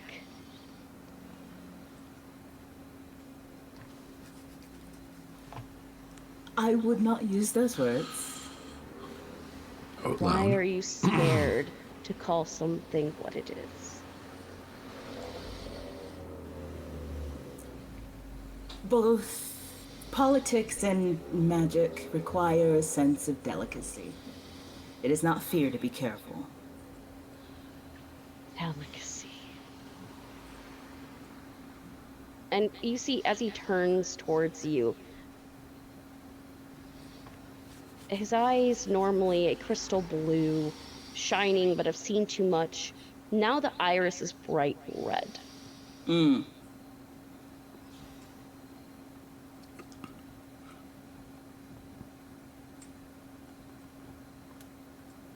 Fear is power. I will never let someone else take that power over myself, and you should not either. This is the key to everything. And he kind of holds up this decanter. They're all lying.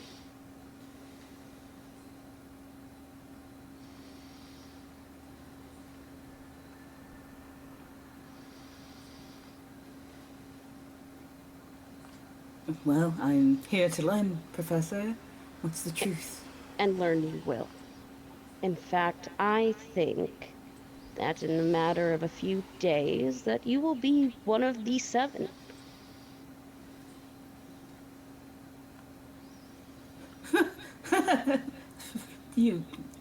No. Mm-hmm.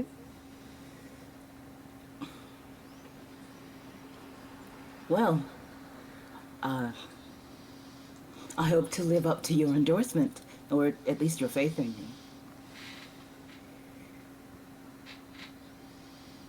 I believe you are our future. Think about it this way. If the Queen is not able to take care of her people, who should take her place?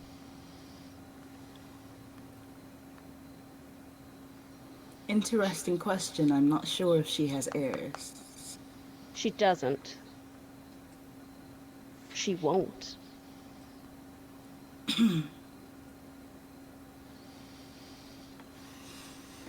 It is late, Professor, and there are corners, and it is dark, and perhaps this conversation is better suited for another time. You're right. What am I saying? And you see that he kind of spins around on the chair and just says, oh, and by the way, if you ever would like to see what we can do hand in hand, take my advice. And he hands you a blue vial.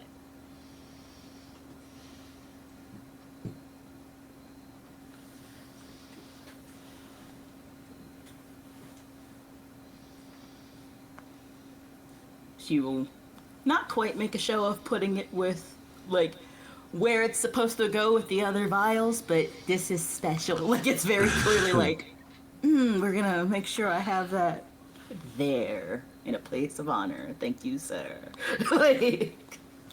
like she visibly, like, preens a little bit in front of him, like, hee, I got something for the professor.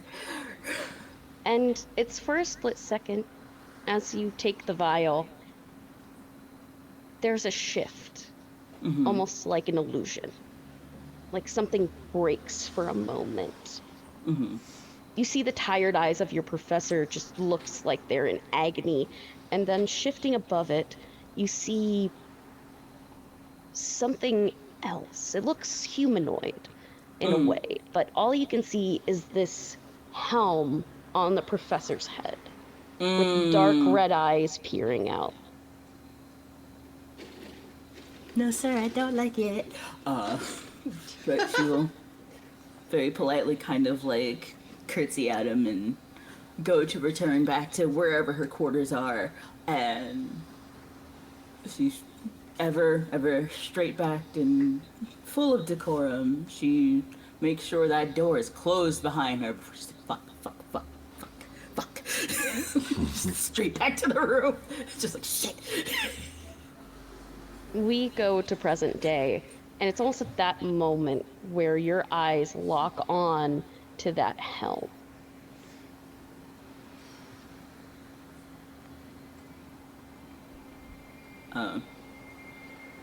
Let's see. So I've made my goal down to reach my goal and got down to Camelodon. Yes. Welcome to the party.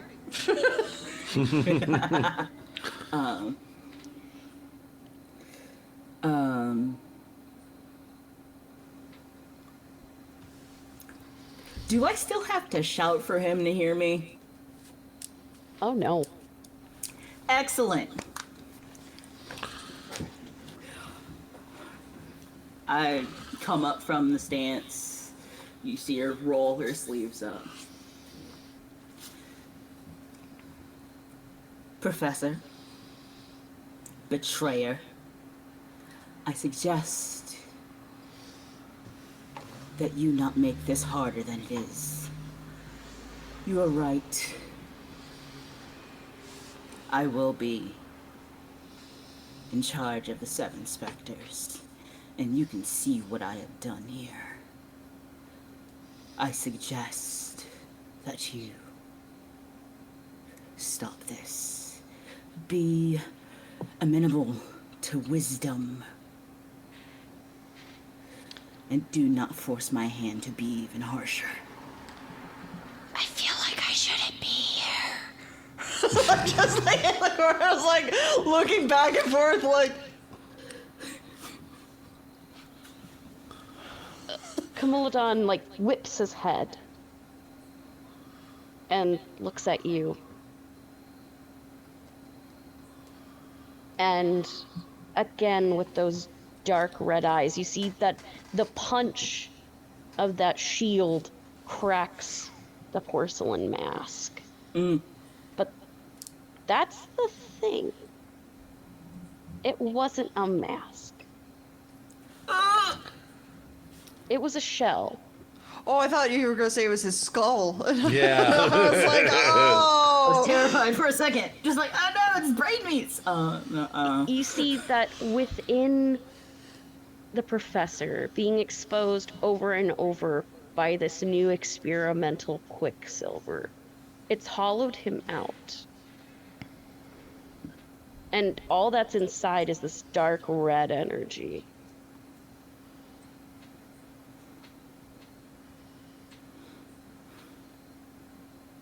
Almost like a cracked porcelain doll.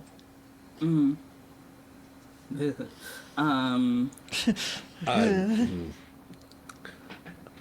immediately picturing Chamber from the X-Men. Ooh, yeah. Yeah.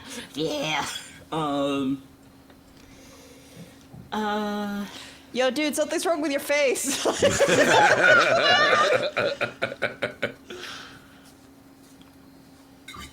You got a little, Could be right on you. Also, point of order, that whole, like, I am a student here ready to learn, that shit is gone. Like, Oh, yeah. she's like, Oh, yeah. she's like, bitch, I own you now.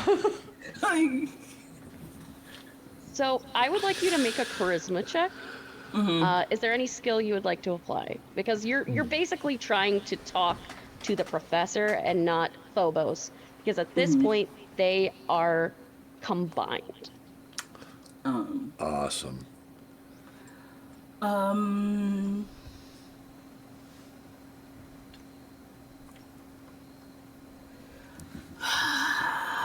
It's a one shot, let's do it.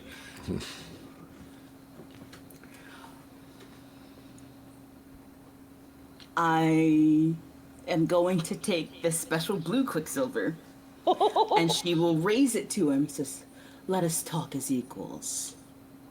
Let's see if you can." And she'll drink it, and she'll extend the hand with Enyo's tattoo on it and reach it out to him. You feel him solidify and grasp your hand.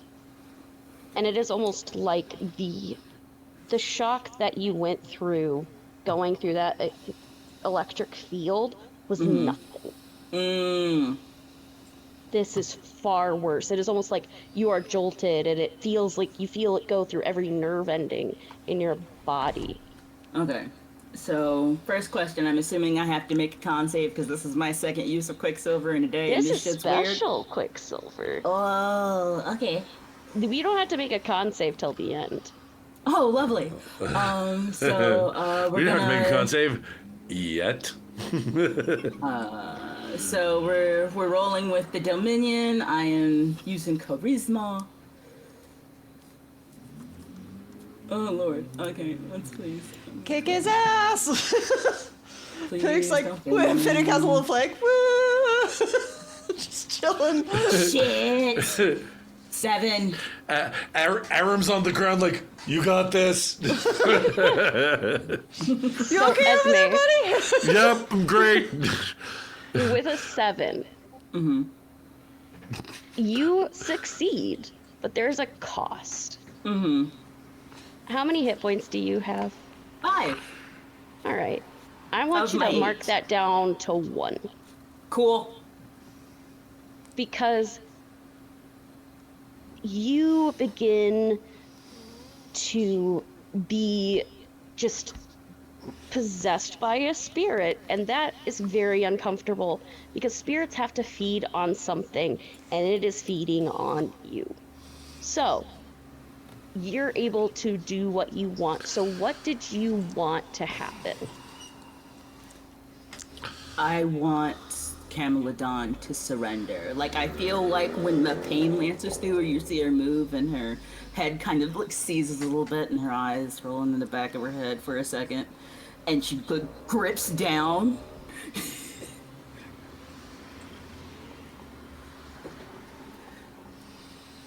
And she'll look at him, like really look at. It was wrong what happened to her. You were right to be angry and grief-struck, but this is not the way, and you know better. You see tears pour through the cracks in his face. You see this fight begin to happen, and you feel like there's just like one more push, just one more thing, and you can get Phobos to leave Camulodon. Someone needs to do something because the Since ritual I'm is up there, whipping up. Yeah, let's go! I'm up there. I would like to do something. Go for it. I'm gonna see all this happen. First of all, Finnick's just like, I feel like I should not be here. But at this point, I'm guessing my tentacles, because he's distracted, are going like to Saw. Correct. I would like to take. Yep, I know. Right when I said it, I'm like, Hey, it happens to every guy goes Crazy? through it, okay? It's a stressful situation. Stressful. Seriously. Stressful time. I feel like I have enough for a thing to take out my sword. There's no shame in it. And at this point, I'm going to just like grab it and just smash the hilt where the crack is. To try to break the shell completely. All right. Go ahead. All right. You are trying to get it in the exact right spot. I'm going to say that's a dex. Perfect.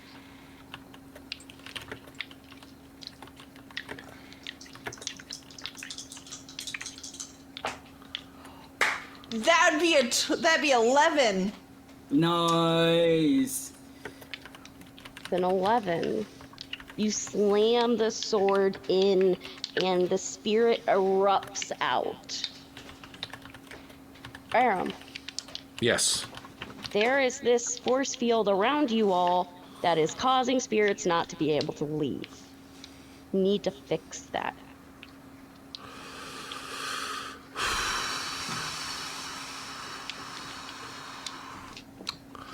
Okay. What can I do about that? I don't have any more Quicksilver. I only had the 2 doses. There's one more pillar remaining. One more pillar remaining, eh? Punch it. Just run up and punch it. Hop up and punch it. I was gonna say, yeah, I'm gonna run up there, just like, all right, I got this guy. Oh, nope, somebody else has to.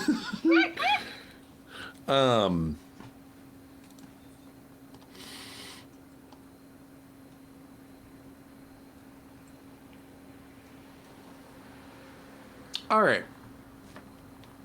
So, I remember looking in the book for an explanation on the cantrips, because that's the other ability I have, and it says, 3 simple magical powers: Candle, Shadow, and Throw Voice. Candle and Throw Voice, those are pretty obvious. Basic Source of Light, Throw Voice, basic ventriloquism. What does Shadow do?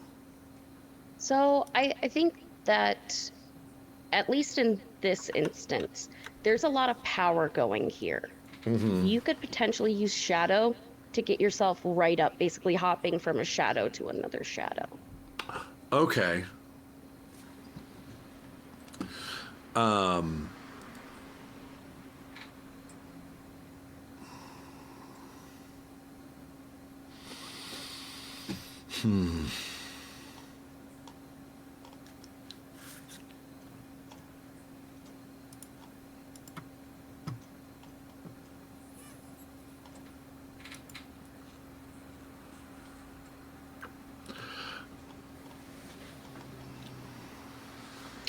And summoning, I can't summon anything with it's a dose of Quicksilver, 1 hour of uninterrupted ritual, or a magic item containing a bound spirit. And I don't have any of those things. I don't Do have you have any mementos from your sister?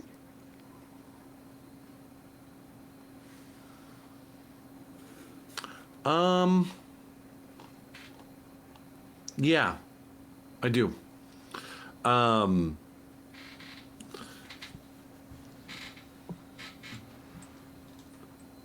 She was older than me.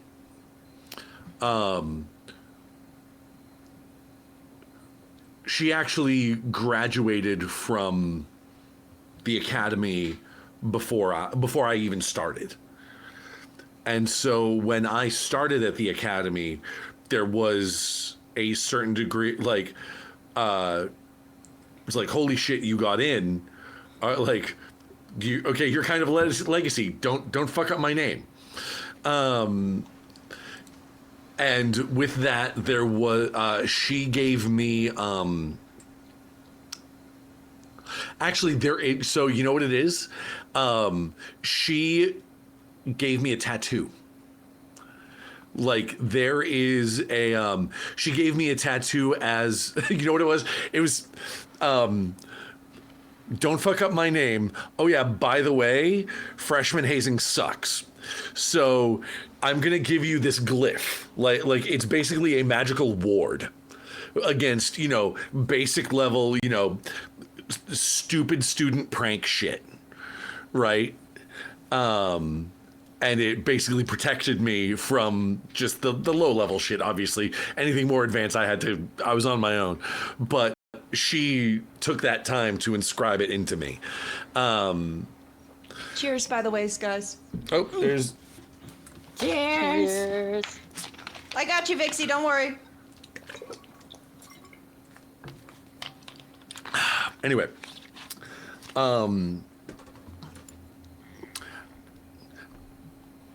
Did we establish a name for my sister? I don't think we did. Okay. Hold on. Here's my way of cheating. Say when. When. Say stop. Stop. Ordia was her name.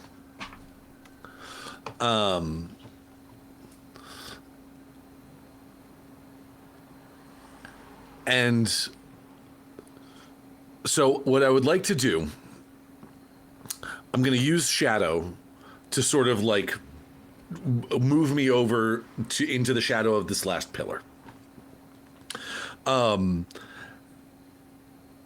Placing my hand and just sort of place my hand against it and and I'm going to look over to Demos. And just look up at him and just like siblings, am I right? And take off the jacket that I've been wearing and roll the sleeve up all the way to show off the glyph that my sister gave me. The glyph was inscribed in Quicksilver ink. And roll the sleeve up to show it to him, and place my hand on it. There's a burning sensation as like the ink kind of like dries up and evaporates from under my skin, and that is the tribute to Demos, so that I can basically use the thunder again to try to destroy this last pillar. Go ahead and roll.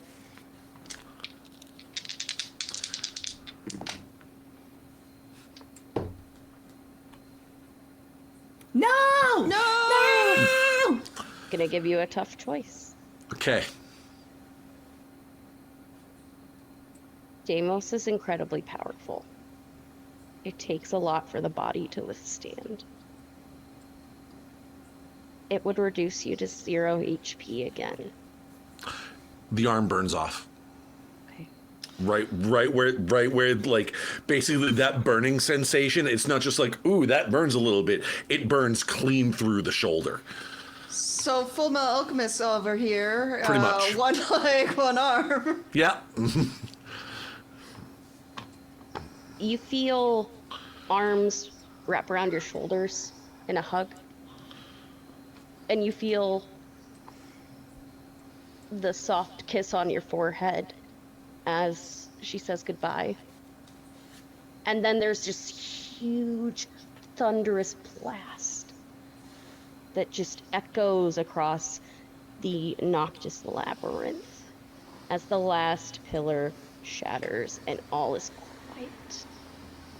The sand is not blowing. It is static. And somehow you all survived.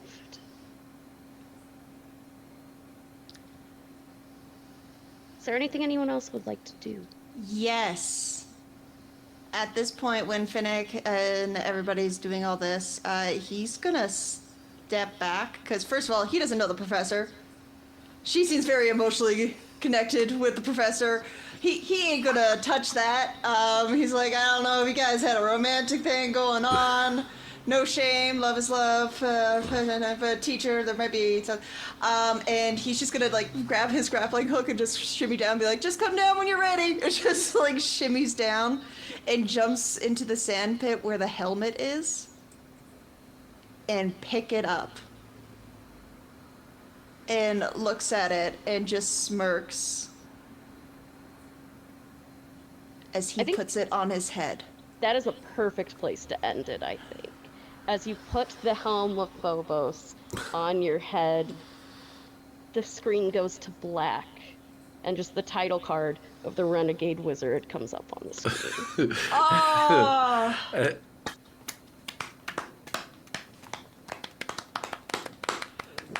That's so good. Yeah. Saturn's gonna fuck that Empress up. Thank you all so much for coming today. This has been the Noctis Thank you for running it. Labyrinth. Thank you. Yeah, this was so much thank fun. you. I did love this game mechanic. It was so cool to play. It is such a fun system, but we have some amazing players here tonight, and I'll elaborate on the system at the end, but we're gonna start with Neon. Tell us who you are, what you've got going on, all the cool stuff you do. Okay, like I said at the top, I am Scout, also known as Neon Saline. That's neon like the light, saline like the drip. I am on the internet and all the good places under that screen name, except for Blue Sky, where it's neonsaline.com. I am usually a variety streamer, and occasionally people are very nice and invite me to do stuff like this. So, I am in a weekly Monster Heart show over on Roll for Felicity as the Hollow. It's a ball. You should come check us out. If you follow my Blue Sky, you'll find out when I do streaming, because I play video games a lot. So you should do that. And am I popcorning, or are we, Yep, popcorn it to the next person. I'm gonna popcorn it to Geekbaker. Hi everybody, I'm Geek, also known as Geekbaker, also known as Allison, also as like a hey you, I do not care. You can see me on Instagram, on Discord, it is Geekbaker. I'm really excited because in a couple of days it is October, which means for Logomancy and a lot of people, even the Pocket Dragon Inn, it's Roll for Wishes, guys! I will be running 2 games, hopefully if I get people. I'll be running a Digimon game, because I found fan-based Digimon game. I have 2 people signed up for it, and I need 4. It is a fan-based RPG that someone has made, and we are going to test it out on the stream. And a Transformers game. And the Transformers game is really cool because it's part of the Essence 20, and I'm excited to play that as well. But we have some exciting games coming up. If you are chance, Pocket Dragon I know is doing a bunch of Roll for Wishes stuff, which is very exciting. I can't wait to watch it. I've already seen like almost all their games are being filled, and I'm like, I can't even jump in. Vixie can't forget me again. But yeah, I will be doing a lot of producing on there too to help out, as well as being a player when people need me. But even if you don't want to watch me, completely get it. I'm geeky, I'm weird, hence the name Geekbaker. But there is a bunch of amazing casts and a bunch of amazing GMs. Artists are coming in. There's going to be some famous people on there. I can't say names yet, but it's very exciting, and I do recommend it. It's for Make-A-Wish Foundation, and all the proceeds go to that. We are trying to make it 15,000, maybe get higher than that this year. I think we can do it, right, guys? We can do that 100%. Hell yeah. Yeah. But you can also see me on Roll for Beer, which I will be taking a break from it in October because doesn't really match with kids. We do not drink. So you can see me on there. Podcast with anywhere you can find a good podcast. We are there. Other than that, you'll see me soon because also I'll be starting my cooking show called Campaign Kitchen, which is very, very exciting. And I am going to pop it up to our beautiful one-legged, one-handed wizard, Radio Free Will. Take it away, please. Hey everybody, I am Will, better known as Radio Free Will in most places on the internet. You can find me, my schedule is filling up rather rapidly at this point. You can find me on Tuesday nights over on Dying of Exposure, where we are playing Cosmos Candela, our Candela Obscure game in space. On alternating Fridays, you can find me either on ADH Adventures, where I am playing in As the Suns Rise on Creation, our Exalted campaign over there. If you know me from other places, you know me as the guy that won't shut up about Exalted. If I'm not there on Fridays, you can find me over on the Biconics Wrestling podcast, where I am a member of the Wrestling Waldorf and Statler, constantly talking about how TNA is just constantly ass. I'm sorry, I heard Bionicle at first, and I was like, oh, that sounds epic! And I was like, oh, wait. No. It is a reference to a tag team known as the Iconics. However, everyone on there is some form of the Alphabet Mafia, so therefore Biconics. Yeah, hold on. So that's Dying of Exposure, ADH Adventures, BC WrestlePod, Is that it? Oh, I am also going to be involved in Roll for Wishes through here at the Pocket Dragon Pub, because I'm going to be running a Masks a New Generation game for people where our heroes are going to get to take on this thing that I just drew, the Giga Karen. A collector of planets who wants to just either be taken to your leader or speak to your manager. They're kind of synonyms. But yeah, I think that's everything I have going on, and at that point I will popcorn it back over to our fantastic GM on wheels. Hi everybody, I'm Mary. I'm your resident nerd on wheels. You can find me online at the Nerd on Wheels everywhere on social media. Today we have been playing Noctis Labyrinth by Murder Hobo Publishing. They're an amazing group. They have made this wonderful world. This is just one portion of the book. I highly recommend you get your hands on it. They have a full dungeon crawler adventure. We hadn't even get to explore the labyrinth, and that was super, super cool. So go ahead and check that out. This month is extra special because it's also Indie Game Month. And we've been having a bunch of awesome games highlighted here throughout the month of September. We are featuring 4 incredible indie games, 3 TTRPGs, and 1 board game. You can join us on Thursdays and one Thursday and every Saturday this month, which you can also catch the VODs now that we're getting towards the end of the month, for games as simple as a card draw and as crunchy as Dungeon World. Our featured game designers include Josh Heath, Sasha Renault, Mo Pop, and Duamn. If you're interested in promoting your game, reach out to us for the next Indie Game Month at pocketdragonpub@gmail.com. Also, PAX Unplugged is coming up. Tavern Keeper Vixie Bell has the great privilege of game mastering for the PAX Together Intersection Library. Join the table for a spellbinding game of It's Only Magic Miami, Cleanup Crew, a spin-off adventure set in a world of our grant-winning It's Only Magic actual play. It's Only Magic Miami. Keep an eye out for PAX website and be sure to grab your seat at the table. And of course, if you want to find more amazing stories, you can go ahead and head to our YouTube channel where you can watch more Pocket Dragon Pub content. You can find our themed months, one-shots, and even mini campaigns all sorted into playlists for your convenience. Like, share, subscribe, and hit the notification bell for all of those updates. Again, this has been an awesome game. I'm so excited to have been able to play it with my players. If you're looking for a fun game to run at a con, this adventure, we extended it to 2.5 hours, but it runs in 1 hour. So it's super quick. They've got pre-written characters, and it's just easy to pick up and go. Rules are simple, and it can be an epic adventure. But I think that's all we have for tonight. I'd like to thank our lovely producer, Graphical Ronin, for doing an amazing job at helping with our tech, and for the amazing layout, as always. And I think you can always find us at Pocket Dragon Pub everywhere on social media to keep up with the latest. But I think that's all we have time for tonight. So we'll see you real soon, and I hope your dice always roll hot. Love you guys. Bye. Bye. Have a good one.